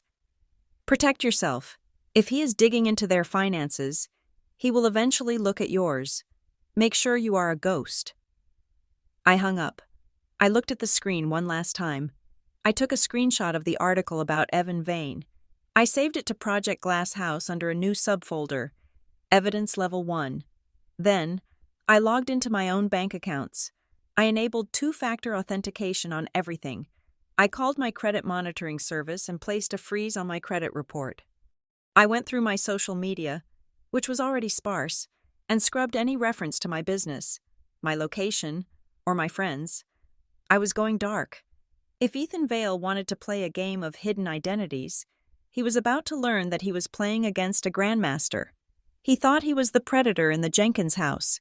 He did not realize that there was something else living in the walls, something quiet and patient, waiting for him to make a mistake. I closed my laptop. The room was dark. "Welcome to the family, Evan," I whispered. Then I went to bed, and for the first time in weeks, I slept soundly. I knew the war had started, and I finally knew the enemy's name. The invitation protocol arrived in my inbox on a Tuesday morning, flagged with high importance. The subject line read, "Final guest list protocols and seating logistics." It was sent by my mother, but the language had Caitlin's fingerprints all over it. I opened the email, sipping my coffee in the silence of my office. The body of the message was a wall of text regarding dress codes, dietary restrictions, and social media embargoes, but the paragraph that stood out was bolded and underlined in red. "Due to the exclusive nature of the venue and strict capacity limits, we are enforcing a strict no+1 policy for all single-family members. We want to keep this intimate. Please do not ask for exceptions." I leaned back in my chair. The venue held 300 people. We had invited 200. There was no capacity limit. There was no intimacy constraint. This was a targeted strike. Everyone in the family knew I was the only single sibling. My cousins were all married or in long-term relationships that qualified for an invitation. This rule was written for an audience of one. It was designed to ensure that I would walk into that room alone, sit alone, and leave alone. It was a preemptive measure to strip me of any support system before I even crossed the threshold. I did not reply. I simply filed the email into the Project Glass House folder under subdirectory, Social Isolation Tactics. If they wanted me to be alone, I would be alone. It made the observation work easier. 2 days later, the assignments began. Since I was not a bridesmaid, Caitlin had chosen her sorority sisters for that honor, and I was not a guest of honor. I became the unspoken logistics manager. My mother handed me a stack of clipboards and a list of vendor contacts that looked like a telephone directory. "Riley, you are so good with details," Diane said, dropping a box of unorganized receipts on my lap. "Can you just reconcile these and call the florist? They are saying something about the hydrangeas being the wrong shade of blue, and I just cannot deal with it right now. I have to get my facial." "Sure, Mom," I said. I spent the next week running errands that would have exhausted a personal assistant. I drove across town to pick up customized napkins. I organized the seating chart spreadsheet. I confirmed the shuttle bus schedules. I was the engine keeping the machine running, but my name was nowhere on the program. In the draft of the wedding program I proofread, the special thanks section listed Frank, Diane, the bridesmaids, and even the family dog. I was absent. I was not a person to them. I was infrastructure. The tension ratcheted up during the final payment session at the bridal salon. It was an unusual scene. Usually, the groom stays away from the dress, but Ethan had insisted on coming along to handle the final settle-up, as he put it. Frank thought this was a gesture of modern chivalry. We stood at the front counter of L'Amour Bridal. The air smelled of lavender and tulle. Caitlin's dress, a massive, architectural creation of silk and lace, was hanging in a garment bag behind the counter. The sales associate, a woman with a tight bun and a tired smile, slid the invoice across the glass. "The remaining balance is $4,200, she said. Frank reached for his wallet, but Ethan put a hand on his arm. "Hold on, Frank," Ethan said. "Let me see that itemization." Ethan picked up the invoice. He did not look at the total. He looked at the line items. He took a gold pen from his pocket. A pen I noted was a high-quality knockoff of a Mont Blanc, and started tapping the paper. "You are charging $300 for a rush alteration fee?" Ethan asked, his voice smooth but hard. "Well, yes," the associate said, blinking. "The bride requested the hem be raised 2 inches just last week. That required overtime for our seamstress. And this steaming fee?" Ethan continued. $150? For steam? That seems excessive for a dress we're already paying $10,000 for." Frank chuckled, slapping Ethan on the back. "Look at him, watching the bottom line. That is a businessman for you. You do not get rich by wasting money on steam, right, Ethan?" Ethan smiled, a tight, predatory expression. "Just keeping us honest. Frank, money has to be respected." I stood by the door, watching the reflection in the mirror. Frank saw a thrifty son-in-law. Caitlin saw a man taking charge. I saw something else. I saw a man who was angry that his future money was being spent. In Ethan's mind, Frank's bank account was already his. Every dollar that went to the bridal shop was a dollar that wouldn't end up in his pocket after the merger. He wasn't negotiating for Frank. He was negotiating for his own inheritance. He argued them down $200. Frank beamed like he had just won the lottery. I noted the time and the amount in my phone. Incident: vendor intimidation. Motive: asset preservation for self-interest. The real crack in the facade, however, appeared 48 hours later. We were at my parents' house for a wedding timeline strategy dinner. The house was chaotic. Boxes of favors were stacked in the hallway. My mother was on the phone with the caterer in the kitchen. Caitlin and Frank were in the living room arguing about the playlist. I stepped out to the back patio to get some air. The sliding glass door was slightly ajar. I walked toward the edge of the garden, where the shadows of the oak trees were deep and cool. That was when I heard the voice. It was coming from the side yard, near the garage entrance, a place where the floodlights did not reach. "I told you to wait," a voice hissed. It was Ethan. I froze. I stepped behind the trunk of the large oak tree, pressing my back against the rough bark. "No, do not send the paperwork yet," Ethan said. His voice was different. The smooth, baritone finance guy voice was gone. This was a jagged, impatient tone. "If you file the lien now, it shows up on the alert. We have to wait until the certificate is signed." Silence. He was listening to the person on the other end. "I know the timeline," Ethan snapped. Saturday is the ceremony. Monday we leave for the honeymoon. Tuesday the accounts merge. Once the power of attorney is active, everything gets easier. We can move the funds to the offshore shell before they even realize the login has changed. My heart hammered against my ribs. It was a physical pain. Everything gets easier. Just keep the investors calm, Ethan said, lowering his voice.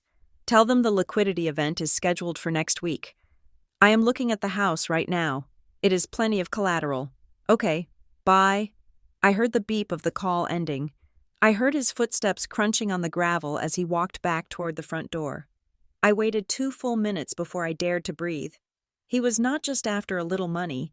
He was planning a total liquidation. He was going to use the marriage certificate to merge finances, drain the accounts, and use my parents' home as collateral for his debts. And he mentioned investors. That meant he was already in deep. He was robbing Peter to pay Paul, and my father was Peter. I went back inside. I felt sick. I walked past Ethan in the hallway. He was smiling, holding a glass of iced tea. Hey, Riley, he said. Great night for it. Yeah, I said. Great night. I went to the stack of mail on the entryway table. I had been assigned to sort the RSVPs, but amidst the chaos, other mail had been mixed in. I saw a large envelope from a property management company in downtown Scottsdale. It was addressed to Caitlin Jenkins. I slipped it under my clipboard and took it to the guest bathroom. I locked the door and tore it open. It was a lease agreement. Caitlin had told us that Ethan bought them a penthouse for their honeymoon period while they looked for a permanent estate. She had bragged about the view. She had bragged about the granite countertops. I scanned the document.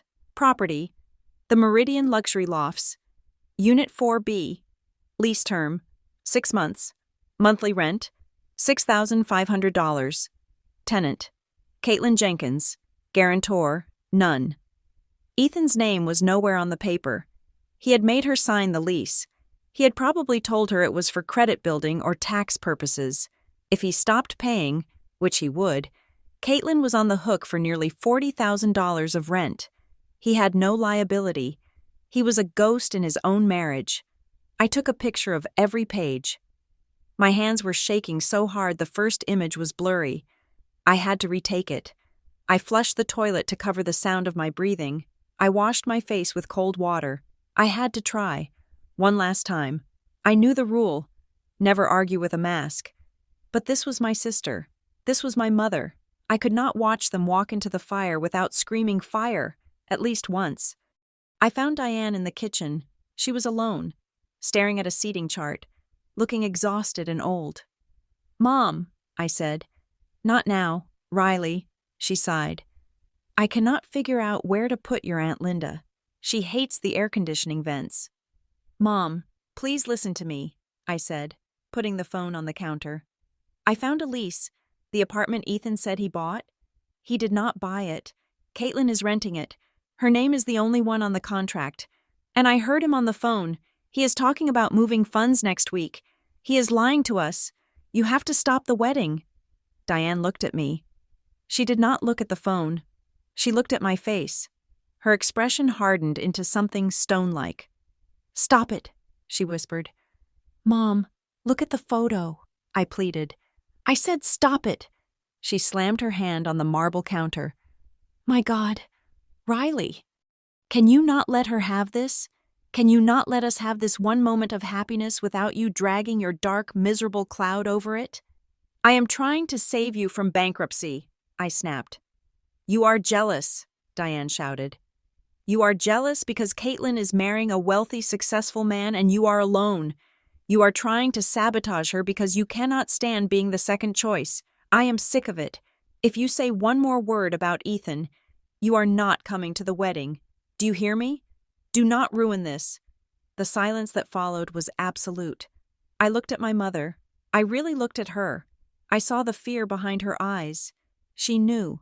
Somewhere, deep down in her gut, she knew something was wrong, but the wedding was a train that was moving too fast to stop. The social embarrassment of canceling a wedding 3 days out was more terrifying to her than financial ruin. She would rather be bankrupt than embarrassed. Okay, I said softly. I hear you. Good, she said, turning back to the seating chart. Now go help your sister with the favors. I walked out of the kitchen. I did not go to help Caitlin. I went to my car. I drove to a parking lot of a 24-hour grocery store and parked in the back row. I opened my laptop. I logged into the joint bank account, the family emergency fund that I had set up 5 years ago. It was an account in my name, but I had given my parents access cards. I kept it stocked with about $15,000 at all times. It was the money they used when the roof leaked or when Frank's bonus was delayed. It was the buffer that kept them floating. If Ethan got access to their accounts next week, he would find this one. He would drain it. I looked at the balance. $14,250. I initiated a transfer. Destination: Riley Personal Savings / Secure. Amount: $14,250. I clicked confirm. The screen refreshed. Balance: $0.00. I felt a tear slide down my cheek, hot and stinging. It was not a tear of sadness. It was the physical sensation of severing a limb. I had just cut the rope. They were in freefall now. My phone buzzed. It was a text from Gwen. Gwen. Status check? I typed back, my fingers flying over the glass. Riley. He is accelerating. Confirmed intent to liquidate post-ceremony. Family is hostile to warnings. I have the lease evidence. Gwen. If you move now. He runs, he disappears, and the debt stays with Caitlin. He needs to feel safe. He needs to think he has won. Riley. The wedding. Gwen. It is the only place he cannot run from. He will be surrounded by witnesses, by cameras, by the very people he is trying to impress.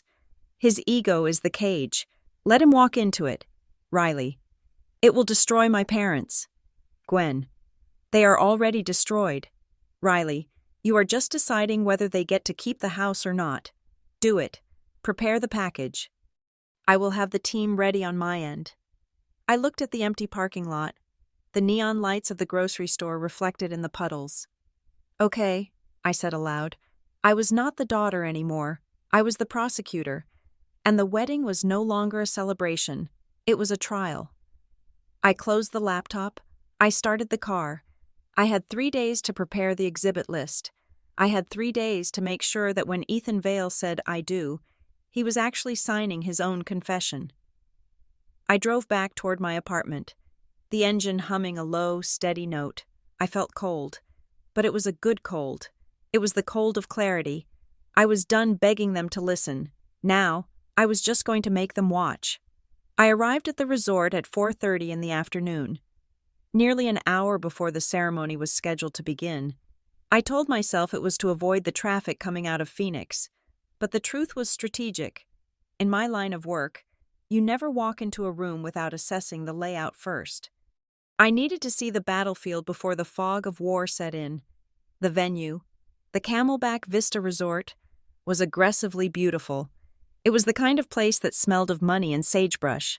The driveway was lined with imported palm trees that looked confused in the Arizona heat, and the valet attendants wore white uniforms so crisp they looked like paper dolls. I handed my keys to a boy who could not have been older than 19. He gave me a ticket. I put it in my clutch purse, next to my phone. That ticket was the only guarantee I had of leaving this place. I walked through the lobby, my heels clicking on the polished marble. The air conditioning was set to a temperature that felt expensive, that specific, biting chill that luxury hotels use to prove they can conquer the desert. I followed the signs for the Vale Jenkins wedding. The ballroom doors were open. The catering staff was in the final stages of preparation. It was a hive of activity. Servers polishing wine glasses, florists adjusting the massive centerpieces of white hydrangeas and orchids, lighting technicians tweaking the amber gels on the spotlights. I scanned the room. It was set for circular tables of 10, gold Chiavari chairs, silk tablecloths, in a shade the planner called champagne blush. I found my assignment on the seating chart easel outside the door. Table 19. I walked into the room. Weaving through the bustling staff, I counted the tables. 1 through 10 were clustered around the dance floor, prime real estate for the wedding party and immediate family. 11 through 18 radiated out from there, and then there was table 19. It was pushed into the back corner, near the swinging doors of the service kitchen and the emergency exit. It was not just marginalized, it was exiled. But the location was not the insult. The setting was, every other table in the room was fully dressed. They had chargers rimmed in gold. They had 3 wine glasses per setting, water, red, and white. They had baskets of artisan bread wrapped in linen napkins. They had crystal pitchers of ice water sweating in the ambient light. Table 19 was bare. There was a tablecloth, yes, but it was not the silk champagne blush of the others. It was a standard white polyester cloth, the kind used for conference luncheons. There were no chargers. There were no wine glasses. There was a simple water glass at each of the 10 seats. No bread basket, no silverware, no centerpiece. It looked like a mistake. It looked like the furniture rental company had run out of inventory. I stood there, staring at the empty circle of white polyester. I felt a presence behind me. I turned to see the banquet manager, a man with a headset and a clipboard, checking the alignment of the chairs at table 18. "Excuse me," I said. He jumped slightly. He looked at me, then looked at my table, and his eyes slid away immediately. He looked at the ceiling. He looked at the floor. He looked anywhere but at my face. "Is there a problem with the setup at table 19?" I asked. "It seems to be missing the place settings." He cleared his throat. He tapped his earpiece nervously. "Ma'am, that table is... The instructions for that table were specific." "Specific how?" "It is a non-service station," he mumbled, checking a box on his clipboard and starting to walk away. "We were told those seats are for guests who are not participating in the dinner service."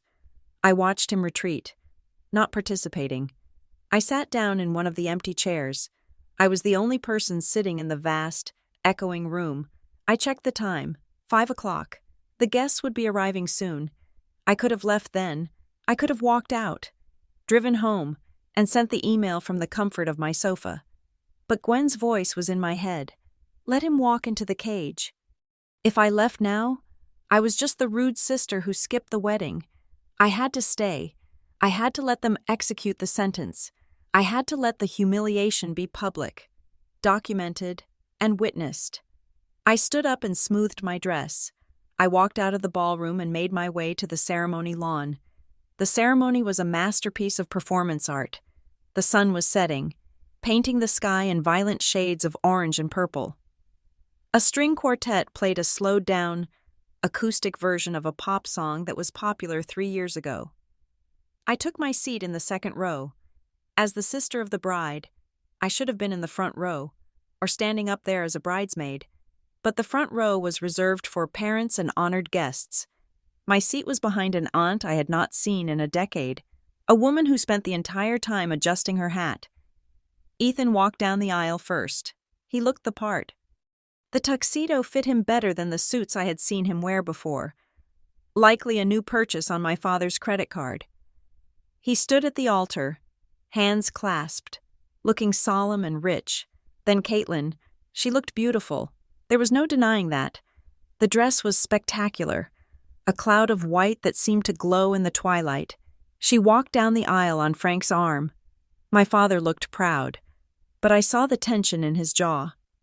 He was smiling, but it was the smile of a man who knows the bill is coming due and is praying the check clears.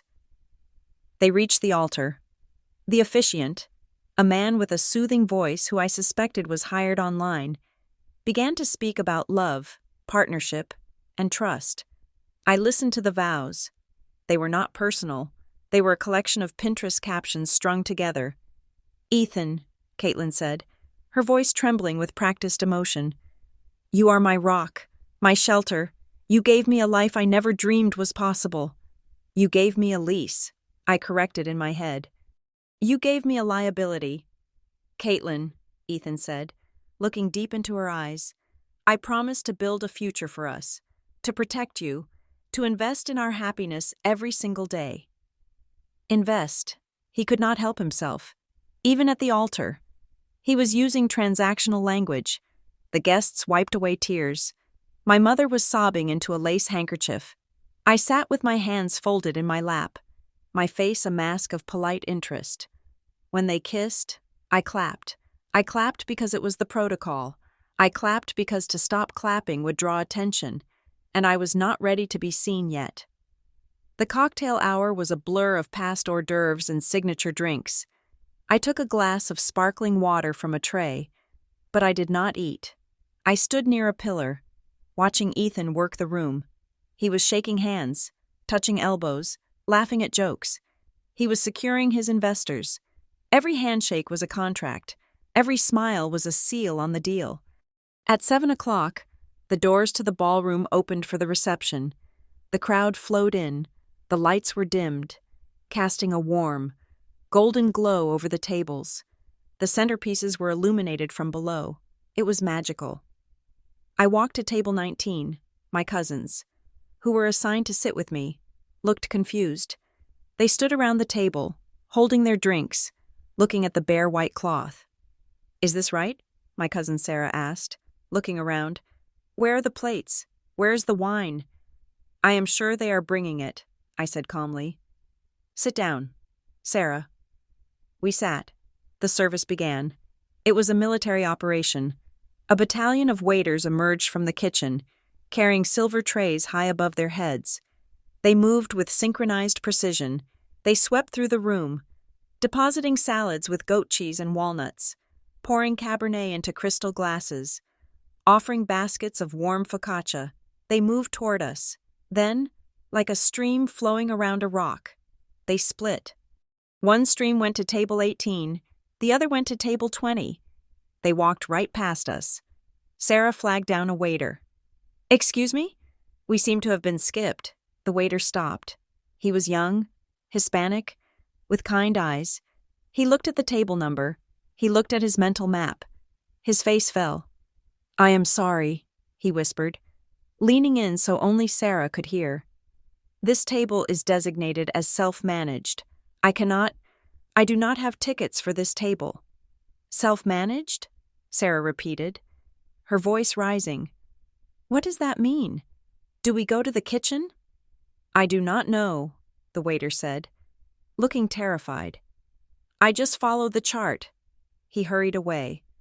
The silence at our table was heavy. My cousins looked at me. They knew. In that moment, they understood.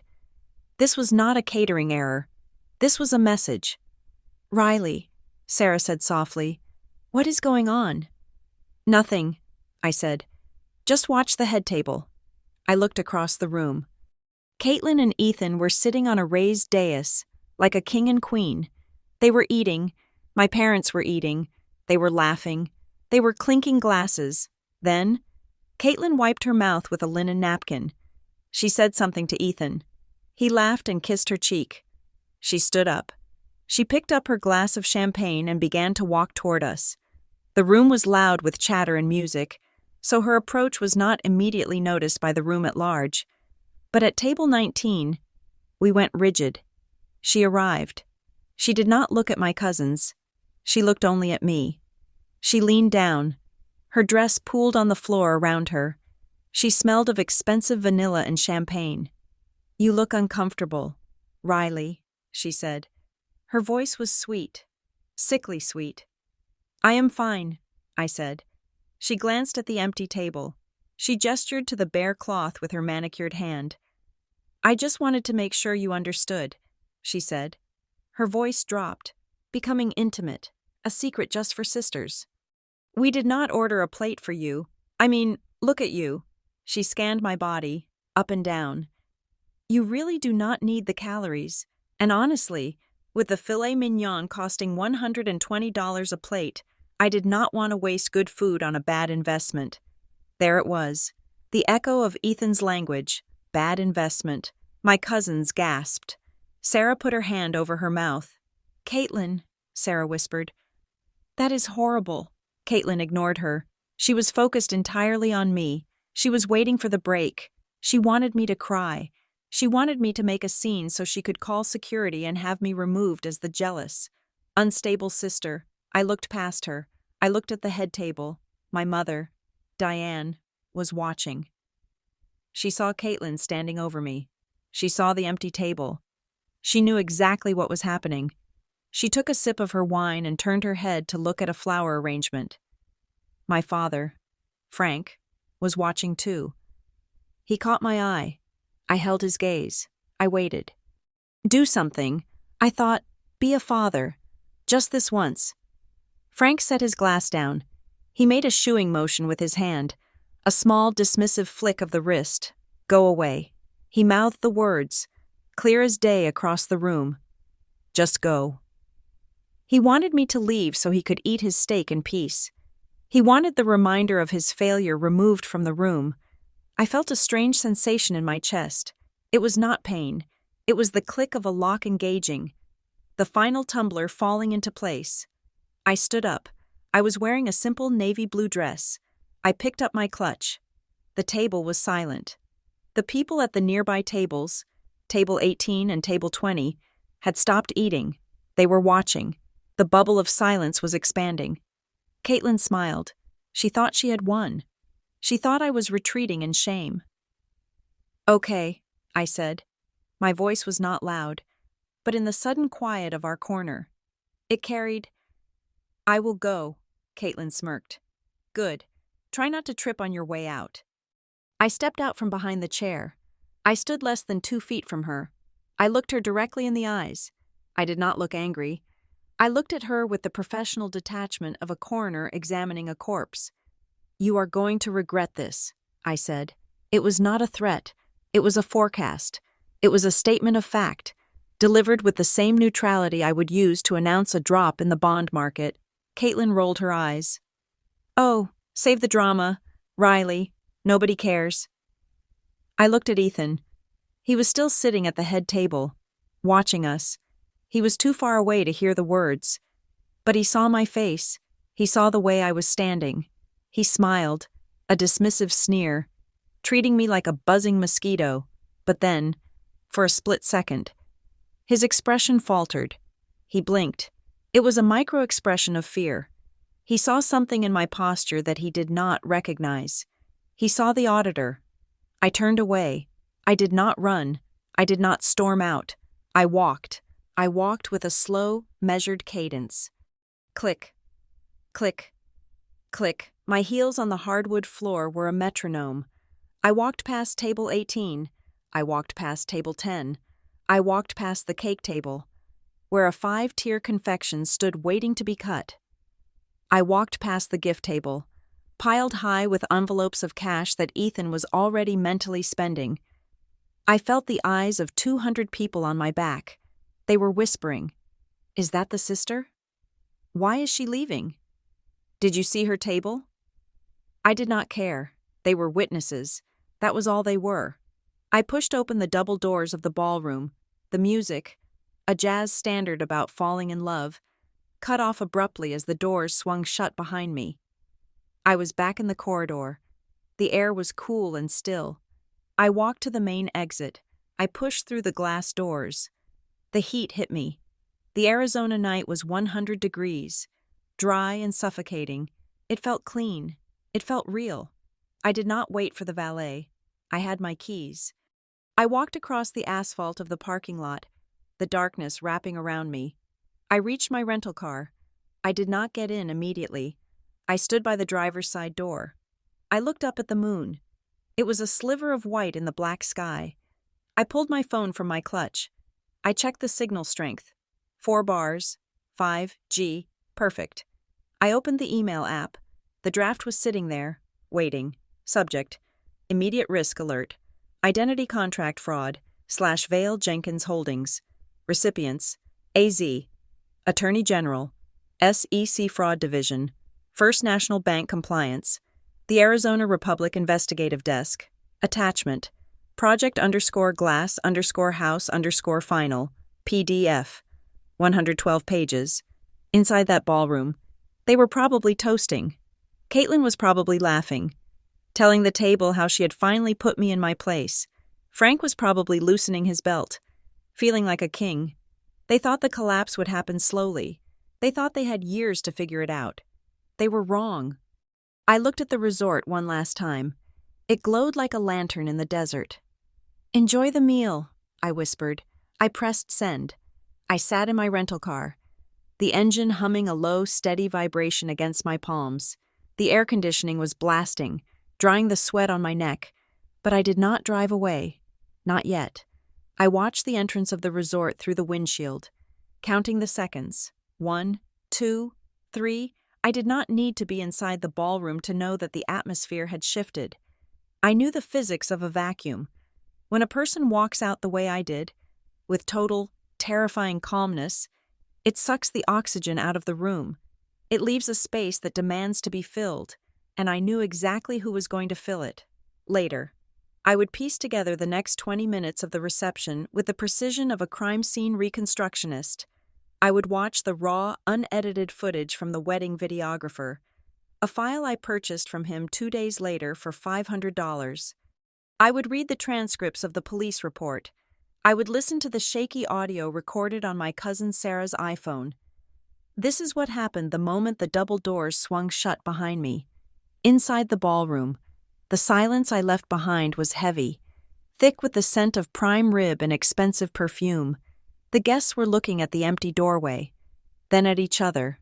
My parents, Frank and Diane, were staring at their plates, desperately hoping the moment would pass, that the band would start playing, that the facade would reseal itself, but it did not. At table 12, a woman stood up. Her name was Sierra Vale. I had seen her name on the guest list, listed simply as Sister of the Groom. She had been sitting quietly all evening, wearing a severe charcoal pantsuit that looked out of place amidst the sea of pastel cocktail dresses. She had her hair pulled back in a tight, no-nonsense bun. She did not look like a wedding guest. She looked like a process server. She did not tap her glass with a spoon. She did not ask for the microphone. She simply projected her voice, a sharp, trained contralto that cut through the murmurs like a knife through silk. "Do not let her leave," Sierra said. Ethan, who had been whispering frantically to Caitlin, froze. He looked up, his eyes widening. He recognized the voice. "Sierra?" he said, forcing a laugh that sounded like dry leaves crunching. "Sierra, sit down. You are making a scene." Sierra walked toward the head table. She moved with the steady, inevitable momentum of a glacier. She held a manila envelope in her hand. "I am not here to celebrate, Ethan," Sierra said, stopping 10 feet from the dais. "And I am not here to sit down. I am here because you are doing it again." The room went deadly silent. Even the servers stopped moving. "Doing what?" Caitlin asked, her voice trembling. She looked from Ethan to Sierra, confusion warring with fear. "Who is this, Ethan?" "She is my sister," Ethan said quickly, standing up. He adjusted his jacket, trying to regain physical dominance of the space. "And she has a history of mental instability. She is off her meds. Caitlin, I am so sorry. Security? Can we get security in here?" It was the classic move: discredit the witness, pathologize the truth-teller. It was the same tactic my family had used on me for years, just with a different label. Sierra did not flinch. She did not scream. She opened the envelope. "I am not crazy, Ethan," she said calmly, "and I am not the only one. There was Sarah in Denver, there was Jessica in Austin, and now there is Caitlin in Scottsdale." She pulled out a stack of documents. She held them up, not for Ethan, but for the room. "This is a marriage license from Clark County, Nevada, dated 4 years ago," Sierra announced. Ethan was married to a woman named Rebecca Solano. He drained her savings account, took out 3 credit cards in her name, and vanished. Rebecca lost her home. A gasp rippled through the room. It was a physical sound, a collective intake of breath. Ethan's face turned a mottled shade of red and white. "That is a lie. That is a forgery. She printed that off the internet." "And this," Sierra continued, pulling out another sheet. is a copy of a birth certificate. His name is not Ethan Vale. It is Evan Vane, and before that, it was Eric Vaughn. She tossed the papers onto the round table nearest to her. Table 8, where my father's business partners were sitting. One of them, a man named Mr. Henderson, picked up the paper. He adjusted his glasses.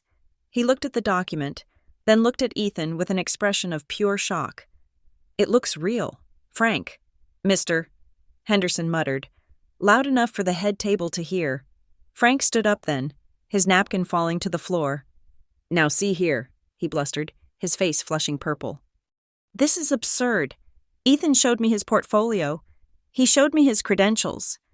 He showed you a website he built on a template for $12, Sierra retorted, turning to look at my father. "Did you ever call the bank, Frank? Did you ever verify the funds? Or did you just like the way he flattered you?" Frank opened his mouth, but no sound came out. He looked at Diane. Diane was gripping the tablecloth so hard her knuckles were white. Ethan was panicking now. I could see it in the footage, the way his eyes darted to the exits. He was calculating the distance to the door. "This is harassment," Ethan shouted. "I am calling the police." "You do not need to," a new voice said. The banquet manager, a man named Mr. Sterling, stepped into the light. He looked pained. He looked like a man who wished he was anywhere else on earth, but he had a job to do. He walked up to the head table, holding a wireless credit card terminal. "Mr. Vale, Mr. Sterling said softly, though in the silence, it sounded like a shout. "I am terribly sorry to interrupt, but we have a situation with the final payment." "Not now," Ethan hissed. "Can you not see we are in the middle of something?" "I cannot wait, sir." "Mr. Sterling said, his voice hardening. "The card on file, the American Express black card you provided for the remaining balance of $45,000, has been declined. We attempted to run it 3 times. The bank has flagged it as a stolen number." The phrase "stolen number" hung in the air like smoke. "That is a mistake," Ethan stammered. "It is a banking error. I will call them tomorrow. We also tried the backup card." "Mr. Sterling continued relentlessly. "It was also declined, sir, per resort policy. If the balance is not cleared before the main course is served, we are required to halt service. The kitchen has been instructed to hold the entrees." $45,000. My father, Frank, looked like he was having a stroke. He had assumed Ethan had paid for everything. He had bragged to everyone that his son-in-law was treating the family. "Ethan," Frank croaked, "you said you wired the money last week." "I did," Ethan lied, sweat now visible on his forehead. "It is the weekend. The wire is probably stuck in the clearinghouse." "Wires do not get stuck for 5 days," Mr. Henderson said from table 8. He was a banker. He knew.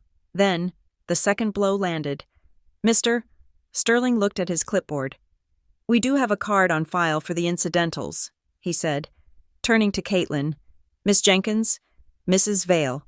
The contract states that any unpaid balance reverts to the signatory of the event guarantee." Caitlin looked at him, her eyes wide and terrified. "What?" "You signed the guarantee, ma'am," Mr. Sterling said gently. "At the tasting 3 months ago, if Mr. Vale's payment fails, the $45,000 is automatically charged to your credit line.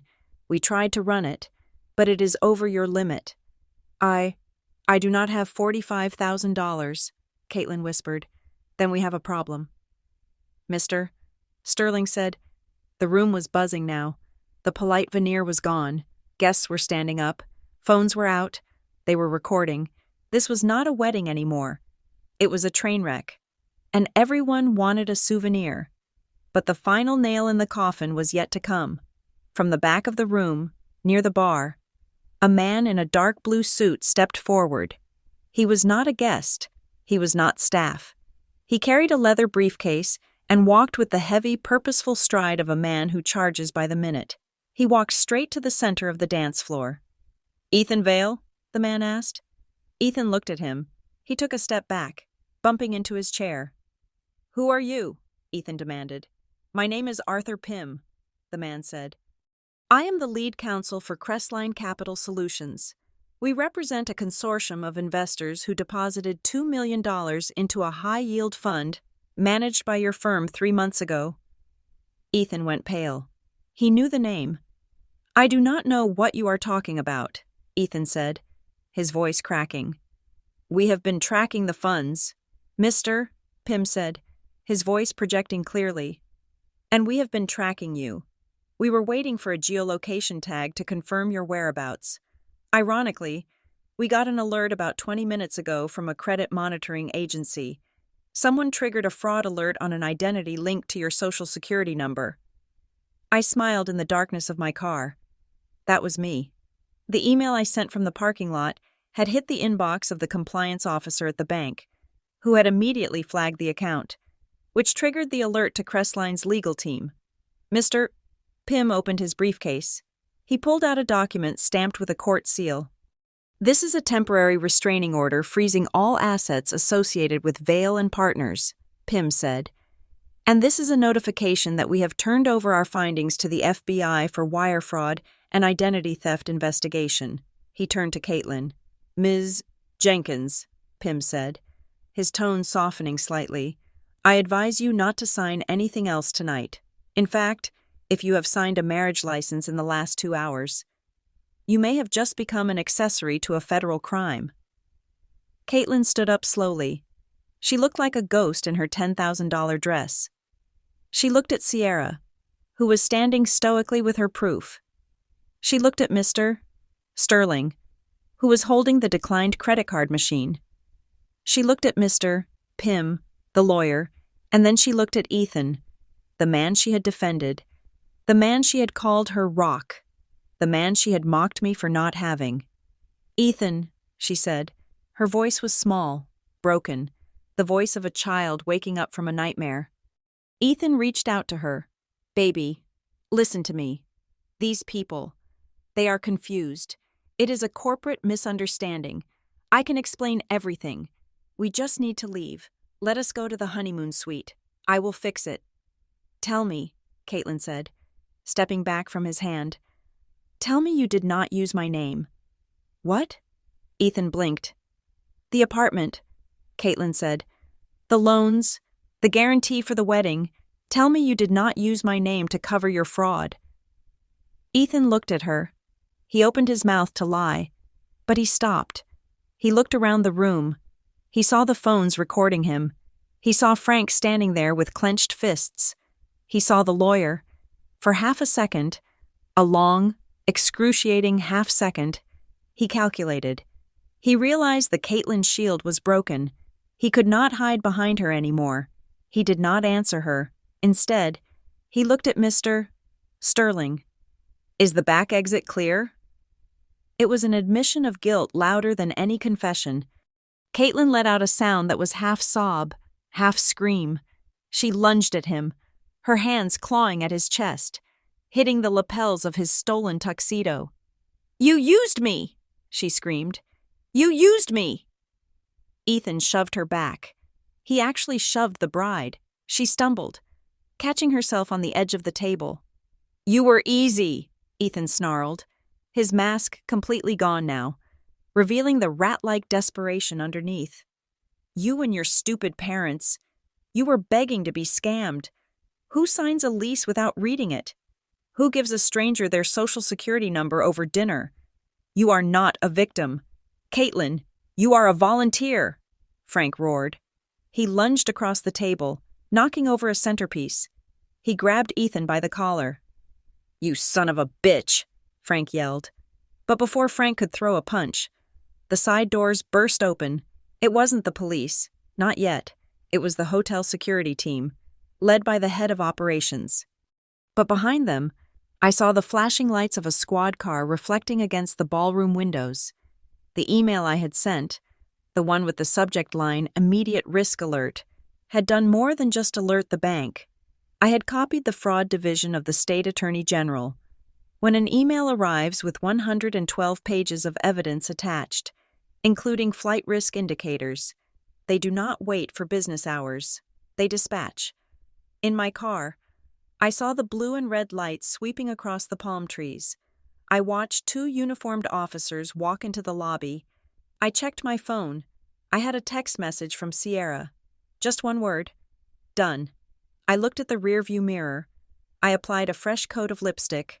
My hand was steady. Inside that room, the illusion of the perfect family had just been incinerated. My parents were standing in the wreckage of their own vanity. Caitlin was learning the most expensive lesson of her life. And Ethan Vale was about to learn that you can lie to a bank, and you can lie to a wife, but you cannot lie to a sister who keeps receipts. I put the car in gear. I did not need to see the handcuffs. I knew they were coming. I drove toward the exit gate. The guard waved me through, unaware that the woman in the sedan had just burned the resort's biggest event of the year to the ground. You are going to regret this. I had told them, I wondered, as I merged onto the highway back to Phoenix, if regret felt heavier than the silence they had forced me to carry for 30 years. I turned on the radio. A pop song was playing. I turned it up. I was hungry. I decided I would stop at a diner on the way home. I was going to order a burger, fries, and a very large chocolate shake, and I was going to pay for it with my own money, from my own solvent bank account, and I was going to enjoy every single calorie. The fallout did not happen in a courtroom. It happened on a 6-inch screen, pixelated and compressed, looping endlessly on millions of phones across the country. I did not record the video. I was told later that it was a +1 of a cousin from the groom's side, a 19-year-old girl with a TikTok following of 300 people. She had been filming the decor when Caitlin walked over to my table. She caught the whole thing, the bare table, the sneer, the whisper about the calories, and my exit. She posted it at 8:15 that night with the caption, POV, your sister is a savage and the bride is a monster. Wedding fail karma. By the time I woke up the next morning in my hotel room, the video had 3.5 million views. The internet does not care about nuance. It eats archetypes for breakfast. And that morning, Caitlin was the villain of the day. The comments were brutal. They dissected her dress, her voice, her posture, but mostly, they dissected her cruelty. Imagine starving your own sister at a $400 a head wedding.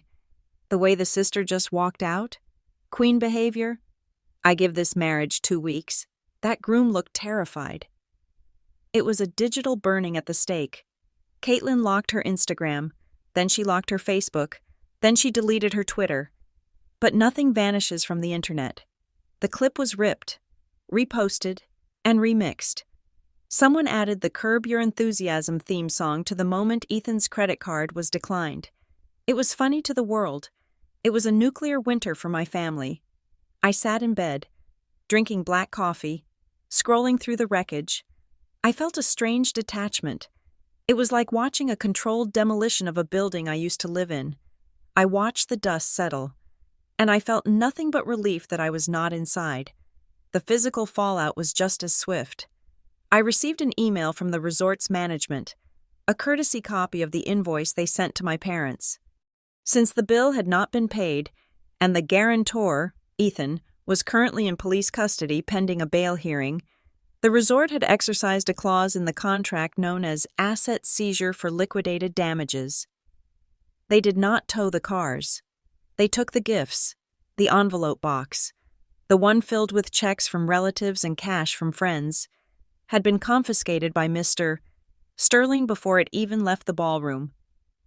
The resort was holding the gifts as collateral against the $45,000 debt. I imagined Frank's face when he tried to grab that box. I imagined the indignity of it, the great Frank Jenkins, who prided himself on being a man of means, watching a hotel manager walk away with his daughter's dowry because his credit was trash. And then came the financial hangover. Ethan had not just vanished into a holding cell. He had vanished from the ledger, leaving behind a crater of debt.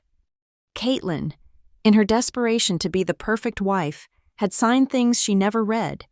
She found out on Monday morning that the honeymoon fund Ethan had set up was actually a high-interest personal line of credit opened in her name.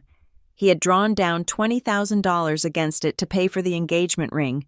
She was essentially paying interest on her own diamond. She found out that the lease on the penthouse was ironclad. Breaking it would cost her 3 months' rent. But the hardest hit was reserved for Frank and Diane. For 5 years, they had lived in a magical world where bills sometimes resolved themselves. When the electricity was about to be cut off, it would suddenly stay on. When the country club dues were 3 months late, the balance would mysteriously clear. They thought they were lucky. They thought God favored them. They did not know they were being subsidized by the daughter they treated like furniture. On Tuesday, I logged into my bank account. I verified that the recurring transfer to the Family Emergency Fund was canceled. I verified that the alerts for their utility bills were turned off. I cut the line. The effect was immediate. It was like watching a person who has been on life support suddenly try to breathe on their own. On Wednesday, my mother called me. I watched the phone vibrate on the passenger seat of my car as I drove north on Interstate 5. Mom calling. I let it go to voicemail. 10 minutes later, the phone buzzed again. Dad calling. I let it go to voicemail. Then came the text messages. They started with feigned concern. Riley, are you okay? We are so worried about you. Call us. Then they shifted to guilt. Your sister is devastated. She's in the hospital with a panic attack. How could you abandon us like this? And finally, the truth came out. The naked, ugly need. Riley, we have a situation with the mortgage. There is a problem with the bank. We need a bridge loan just for a few weeks until this legal mess with Ethan is sorted. We know you have savings. Please, we are family. I laughed. It was a dry, sharp sound in the quiet of the car. We are family. They did not call to apologize for the table. They did not call to apologize for the years of neglect. They called because the ATM was broken, and they wanted to know if I could come fix it. I did not reply. I blocked the numbers. Not permanently. I needed to keep the line open for legal reasons eventually. But for now, I needed the silence. I crossed the state line into Oregon in the late afternoon. The landscape had changed from the arid red rocks of Arizona to the deep, lush greens of the Pacific Northwest. It was raining, a soft, steady drizzle that washed the dust off my windshield. I arrived in Portland just as the streetlights were flickering on. I had rented an apartment in the Pearl District. It was small, 800 square feet, but it was mine. It had floor-to-ceiling windows, polished concrete floors, and walls painted a crisp, clean white. There were no family photos. There were no heavy curtains to hide behind. I unpacked my single suitcase. I set up my desk overlooking the city. I placed my laptop in the center. I took a deep breath. The air in the apartment smelled of rain and fresh paint. It did not smell of secrets. It did not smell of fear. For the first time in 30 years, I felt the weight of my own body. It was lighter. It was as if I had been wearing a lead vest every day of my life, bracing for an impact that never stopped coming, and now I had taken it off. I went to the kitchen and made a cup of tea. I stood by the window, watching the rain streak the glass. My career, unlike my family, was thriving. Gwen Hartley had been busy. While I was driving, she had been making calls. She had framed the narrative perfectly. I was not just a whistleblower. I was a forensic savant who had identified a complex financial fraud in real time. They loved the story. Riley. Gwen had told me on the phone somewhere near Sacramento. The CEOs I talked to? They are terrified of guys like Ethan. They want someone who can smell a rat from 3 rooms away. You are in high demand. By Friday, I had 3 contract offers in my inbox. One from a biotech firm suspecting IP theft, one from a logistics company dealing with inventory shrinkage, and one from a venture capital fund that wanted me to vet their founders. I accepted the contract with the venture capital fund. The retainer alone was more than my father made in a year. I started working immediately. I did not need an office. I did not need a team. I just needed my eyes and my data. 2 weeks later, I was sitting in a coffee shop on Northwest 23rd Avenue, reading a digital copy of the Arizona Republic. The headline was small, buried in the Metro section, but I found it. Local wealth manager indicted on wire fraud charges. Family claims blindside. The article quoted Frank Jenkins, who claimed he was a victim of sophisticated manipulation and was cooperating fully with authorities. It mentioned that the wedding had been canceled due to unforeseen circumstances. There was no mention of the sister. I had ghosted the narrative just as effectively as I had ghosted the reception. My phone buzzed on the table. It was a text from a number I did not have saved, but I recognized the area code, Nevada. I opened the message. Saw the news, saw the video. He got what was coming to him. Thank you. It was Sierra. I hesitated. I looked at the rain falling outside. I thought about the woman standing in the ballroom, holding the proof of her own trauma, using it to save a stranger. I typed back. You did the heavy lifting. I just opened the door. A minute later, another message came through. I'm sorry you were collateral damage in his game.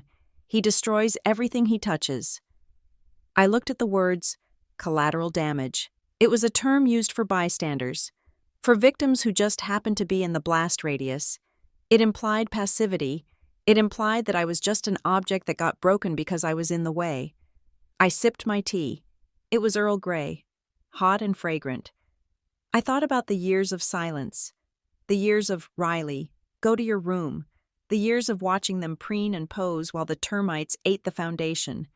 I thought about the files in Project Glass House. I thought about the $14,000 I had pulled from the account 3 days before the wedding. I was not a bystander. I was the architect of the collapse. Ethan may have planted the bomb, but I was the one who decided when to light the fuse. I typed my reply slowly, savoring every letter. I wasn't collateral. I was the trigger. I hit send. I put the phone down and closed the newspaper tab. I opened my work email. I had a new file to review. A tech startup in Seattle claimed their burn rate was too high. They thought it was the cost of servers. I scanned the first 3 pages of their ledger.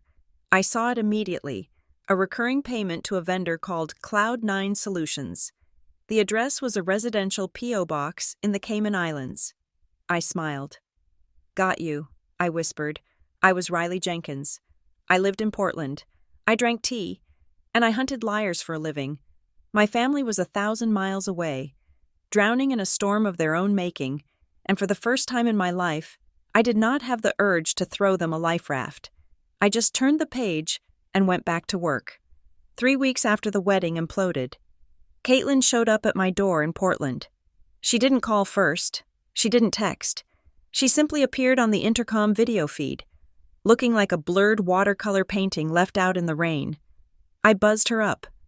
When I opened the door, the contrast was jarring.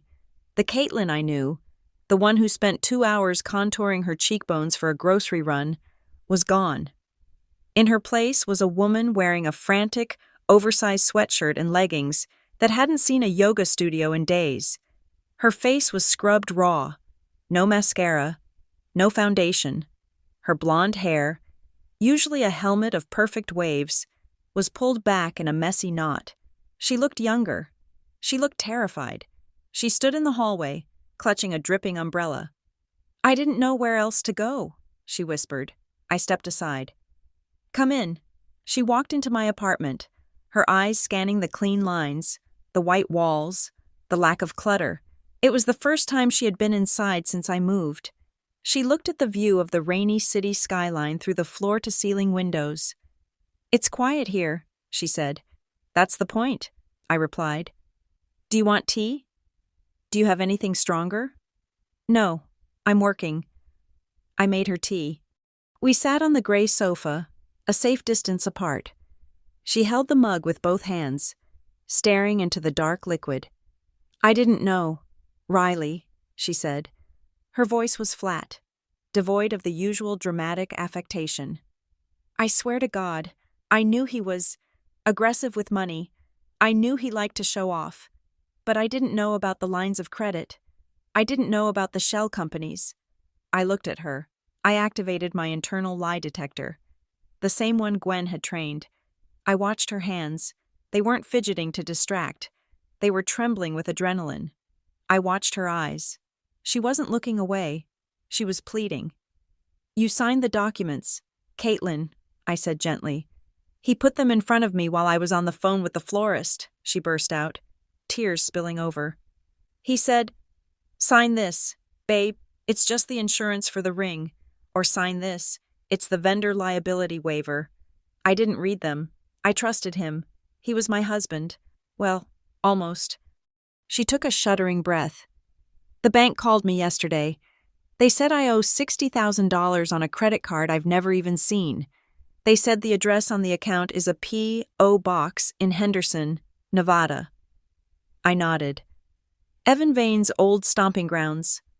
Mom and Dad are losing their minds, she continued. Dad is screaming at everyone. Mom is locked in her bedroom. They keep saying you did this. They keep saying if you hadn't sent that email. We could have fixed it quietly. Quietly? I raised an eyebrow. He was about to leverage the house. Caitlin, there is no quiet way to lose $1 million. She looked down. I know. But they need someone to blame, and you're the easiest target. I know the drill, I said. She looked up at me then, and for the first time in our adult lives, I saw a flicker of respect. How did you know? How did you see it when we didn't? Because you were looking at the ring, I said, and I was looking at the receipt. I set my mug down. Listen to me. Caitlin, if you want my help, actual help, not just a shoulder to cry on, we need to set some ground rules, right now, because I am not doing this the old way. Okay, she said. What rules? Rule 1. No blaming. You don't get to say I ruined the wedding. The fraud ruined the wedding. I just turned on the lights. She nodded. Okay. Rule 2. No insults. If you or Mom or Dad call me jealous, bitter, or the other sister, one more time, I walk away, and I take my legal contacts with me. I understand. Rule 3. No money. I am not paying your debt. I am not paying Dad's mortgage. I am not giving you a single cent to cover the hole Ethan dug. I will give you strategy. I will give you the best forensic accounting defense you can get. But I am not an ATM. Caitlin flinched, but she didn't argue. I can't pay for a lawyer. Riley, Ethan drained the joint account. I know, I said. That's why I'm going to introduce you to someone who takes cases on contingency when there's a clear fraud claim. But you have to be honest. You have to tell me everything. No more protecting the image. If you lie to me once, I'm out. I promise, she whispered. Just then, my phone buzzed. It was an email notification. Sender. Frank Jenkins. I opened it. It was CC'd to Diane and a lawyer named Stephen Miller, who I knew was a strip mall general practitioner mostly handling DUAs and divorces. Subject: defamation and intentional infliction of emotional distress. Riley, we have been advised by counsel that your actions on the date of the wedding constitute a malicious attack on the family reputation. Your dissemination of private financial documents to third parties, resort staff, guests, caused irreparable harm and public humiliation. Unless you agree to a settlement to cover the resort fees and emotional damages, we will be forced to file suit. Dad, I read it twice. It was pathetic. It was a bluff so transparent, it was almost insulting. They were drowning, and instead of grabbing the life preserver, they were trying to sue the lifeguard. Caitlin saw my face. What is it? I handed her the phone. She read it, her face paling. He's insane, she whispered. He's actually insane. He thinks he can sue you? He's desperate, I said. He thinks if he threatens me, I'll panic and write a check to make it go away. That's how he's handled problems his whole life. Bullies always assume everyone else is as afraid as they are. I walked to my desk. I opened my laptop. I'm going to reply, I said. Riley, don't, Caitlin said, standing up. Just ignore him. If you fight him, he'll explode. Let him explode, I said. I have fireproofing. I typed my response. I didn't address the lawyer. I addressed Frank, Dad. Attached is a folder containing the following. 1. A sworn affidavit from Sierra Vale confirming she provided the marriage license and birth certificate evidence voluntarily. 2. A statement from Mr. Sterling, the resort manager, confirming that the decision to halt service was based solely on the declined credit cards, not my actions. 3. A time-stamped log of the email I sent to the authorities, which proves I shared information only with law enforcement and banking compliance officers, which is protected under whistleblower statutes. 4. A video clip, recorded by a guest, showing Caitlin mocking me at table 19. This establishes a pattern of hostility that counters your claim of emotional distress inflicted by me. If you file a suit, I will countersue for legal fees, and I will release the full Project Glass House file to the court, which documents 10 years of financial mismanagement. Do you really want a judge to see how you spent Caitlin's college fund? Riley. I hit send. Caitlin stared at me. You have a file called Project Glass House? I have a file for everything, I said. The phone rang 2 minutes later. It wasn't Frank. It was Diane. I put it on speaker. Riley? Her voice was shaky, thin. We got your email. Hello, Mom? Your father is... He's upset. He didn't mean it. He's just scared. Riley, the bank called again. They're talking about foreclosure. I know, I said. Ethan leveraged the house. No, Diane said, her voice dropping to a whisper. It's not just Ethan. It's... Oh, God. I heard a scuffle on the other end. Then Frank's voice, not blustering this time, but sounding defeated and small. Riley? I'm here. Dad, are you done threatening to sue me? I didn't know what else to do, he admitted. Listen, there's something else. Something I didn't tell your mother. Something Ethan made me sign. My stomach tightened. What did you sign? Frank? About 2 weeks before the wedding, Frank stammered. Ethan came to me. He said he had a liquidity issue with his offshore accounts. Just a temporary freeze because of some international banking regulation. He needed a guarantor for a bridge loan, just a short-term thing. He said he would pay it back the day after the wedding with a 10% bonus for me. How much, Frank? I asked. $250,000, he whispered. Caitlin gasped next to me. Dad, you don't have $250,000. I know, Frank yelled, his voice cracking. I used the retirement fund as collateral. The entire 401k. He said it was risk-free. He showed me the papers. He said it was just a formality. I closed my eyes. It was worse than I thought. He hadn't just leveraged the house. He had leveraged his future.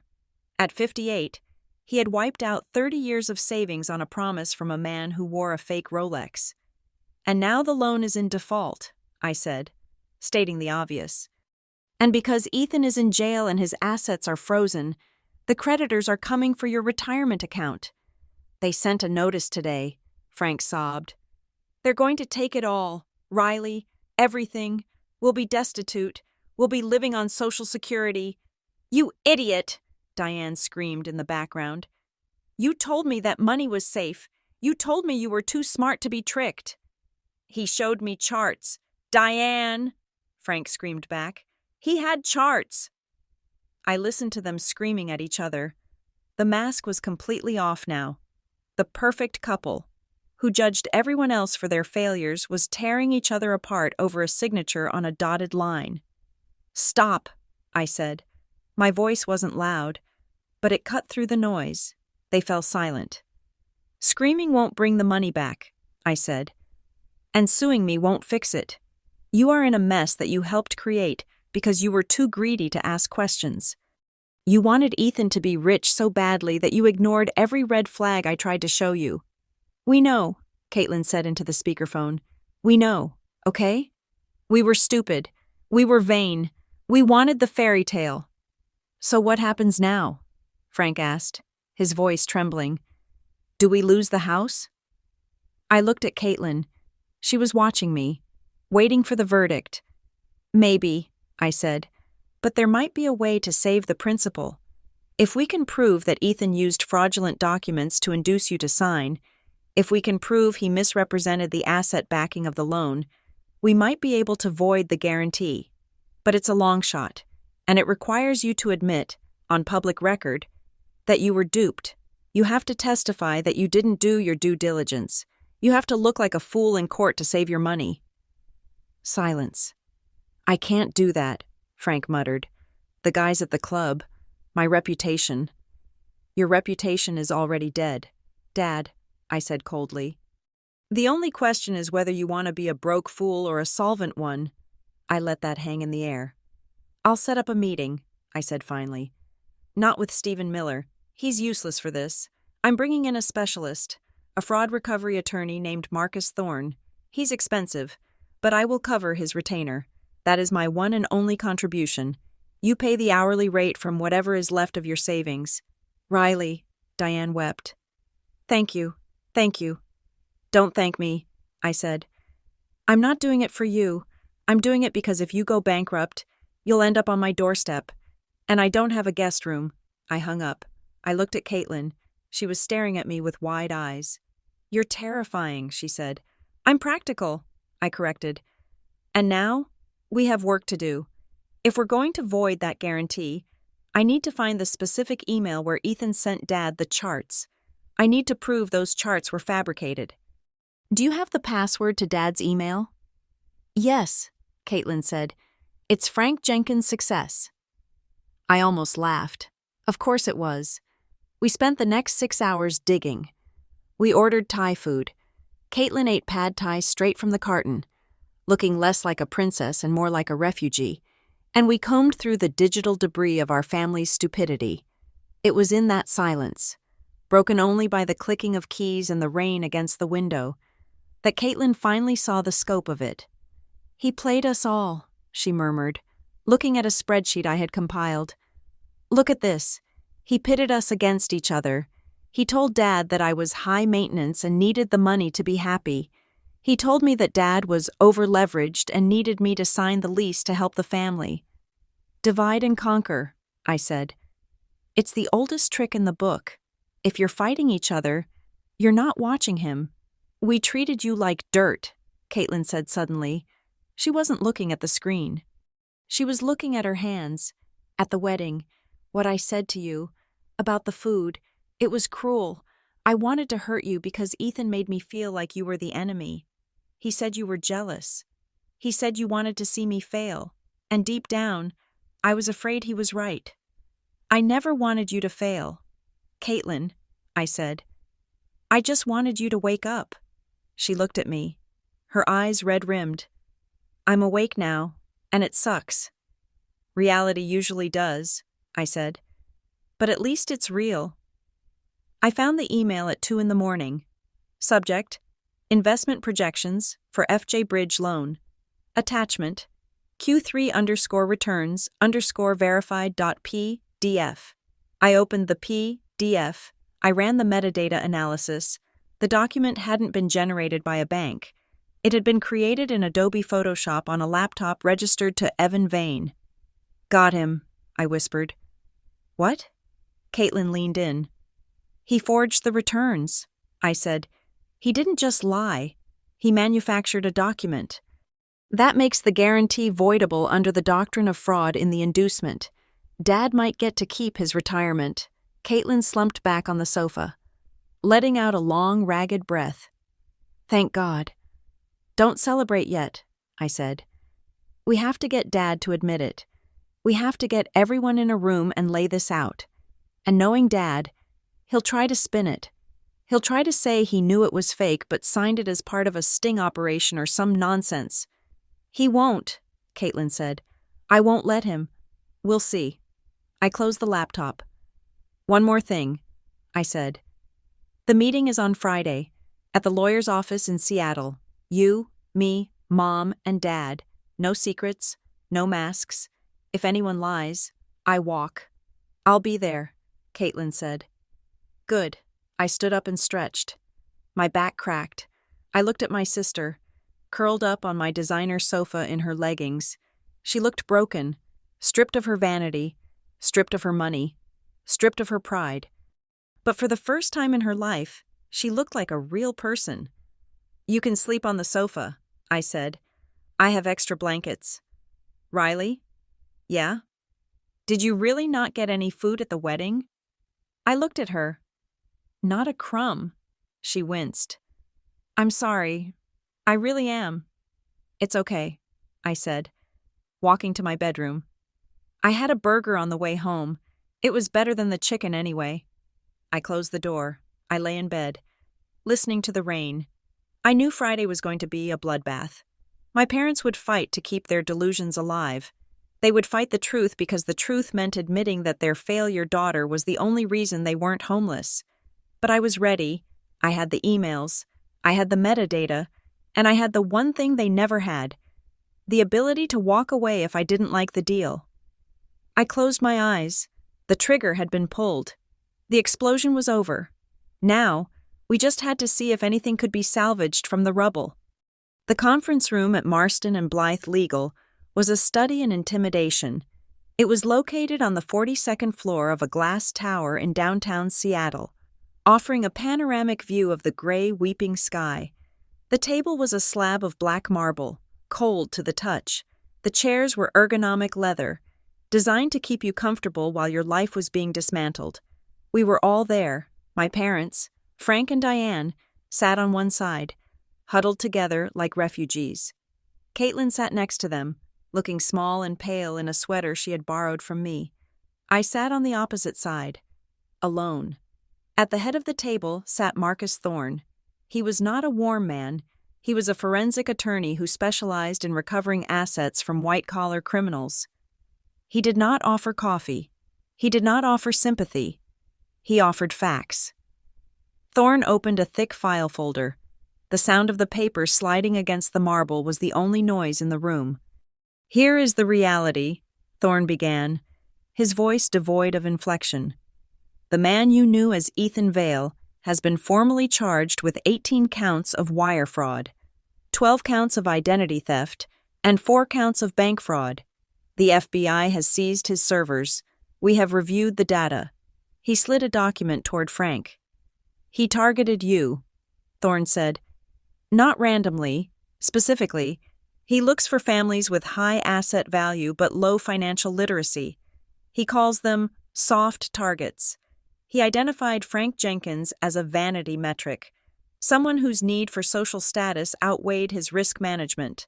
Frank flinched as if he had been slapped. I did my due diligence, he muttered, though the conviction was gone. You watched a PowerPoint presentation, Thorne corrected. That is not due diligence. That is theater. Because of your signature on the bridge loan guarantee, the creditors are currently processing a lien on your primary residence. They are moving to liquidate your retirement accounts to cover the $250,000 default. Diane let out a sob. We will lose the house? Frank, you said they wouldn't take the house. They can, and they will, Thorne said. Unless we can prove fraud in the inducement, that is where Caitlin comes in. Thorne turned to my sister. He slid a separate document toward her. It was an affidavit. This is a formal cooperation agreement, Thorne explained. By signing this, you are admitting that you signed the lease and the credit applications, but you are testifying that you did so under duress and false pretenses. You are agreeing to testify against your husband. You are agreeing to hand over every text message, every email, and every gift he ever gave you. Caitlin looked at the paper. Her hand was shaking. If I sign this, she whispered, everyone will know. I will be the girl who was scammed. I will be the joke of the country. You already are the joke, Caitlin, I said. My voice was calm from across the table. The video has 10 million views. The question is not whether you are a joke. The question is whether you want to be a broke joke or a free one. Caitlin looked at me. She looked at the pen. For 26 years. Caitlin had chosen the image. She had chosen the filter. She had chosen the lie because it looked prettier than the truth. She picked up the pen. I choose freedom, she said. She signed her name. It was a messy scrawl, but it was the most adult thing she had ever done. Good, Thorne said, pulling the document back.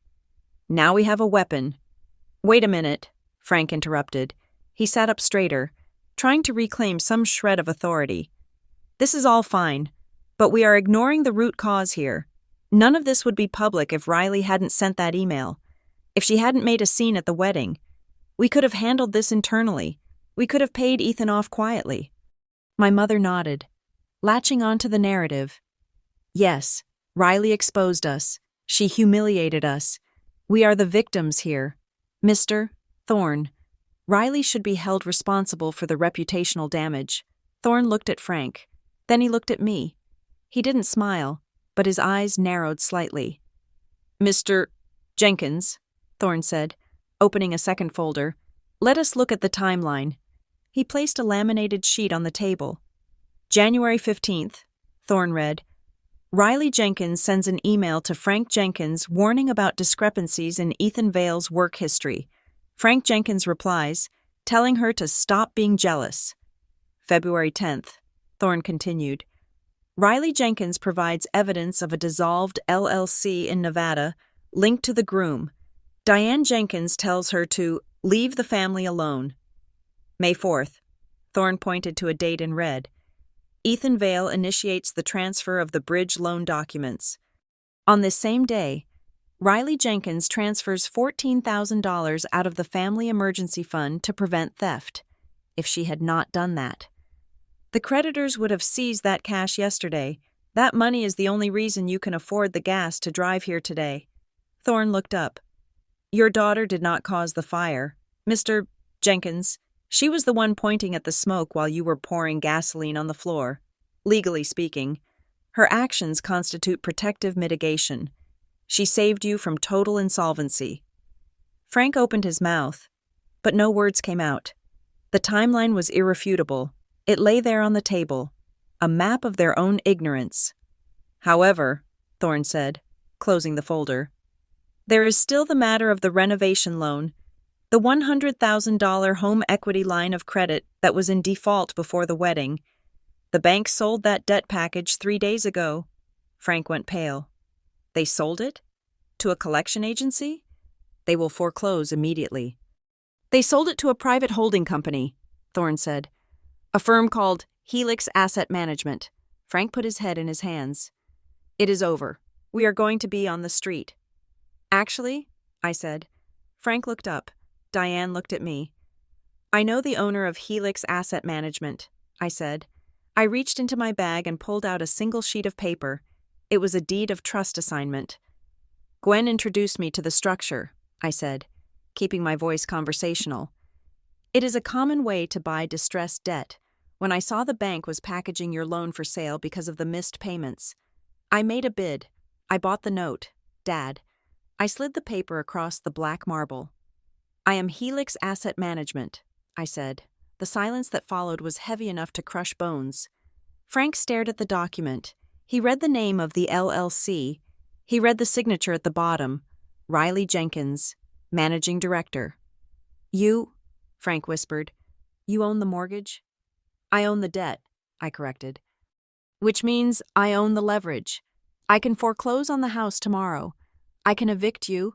I can sell the property to recoup my investment. Diane looked at me with pure horror. You would kick your own parents out on the street? Out of spite? No, I said. Not out of spite. Spite is expensive. I am a risk analyst. Mom, I do not make decisions based on emotion. I make them based on stability. I leaned forward. I am not going to evict you, I said. But the dynamic changes today. Right now, I placed a second document on the table. It was a contract. This is a family conduct and financial oversight agreement, I said. It states that you will attend financial counseling. It states that you will grant me full transparency on all accounts until the debt is repaid. It states that you will not take out any new lines of credit without my written approval. I looked at Frank. And, I added, it includes a clause regarding respect. If you insult me, if you mock me, or if you blame me for your failures again, I will consider it a breach of contract. And if you breach the contract, I will exercise my right to foreclose. Do we understand each other? Frank looked at the contract, then he looked at me. For the first time in my life, I did not see the arrogant patriarch who judged me by my job title. I saw a man who realized he was standing on a trapdoor, and I was holding the lever. He was afraid. I understand, Frank whispered. Diane? I asked. My mother looked at the contract. She looked at the daughter she had treated like a ghost. She realized that the ghost was the only thing holding up the roof. I understand, she said softly. They signed. They didn't argue. They didn't bluster. They signed with the meek obedience of people who had finally met a power they could not manipulate. I took the contract and placed it in my bag. One last thing, I said, turning to Caitlin. Caitlin was watching me with a mixture of awe and fear. She had lost her husband, her reputation, and her money. She was 26 and starting from zero. I am not going to leave you drowning, I said. But I am not going to carry you, either. I have a friend in Portland who runs a marketing firm. He needs a junior copywriter. It pays $40,000 a year. It is not glamorous. You will have to rent a studio apartment. You will have to take the bus.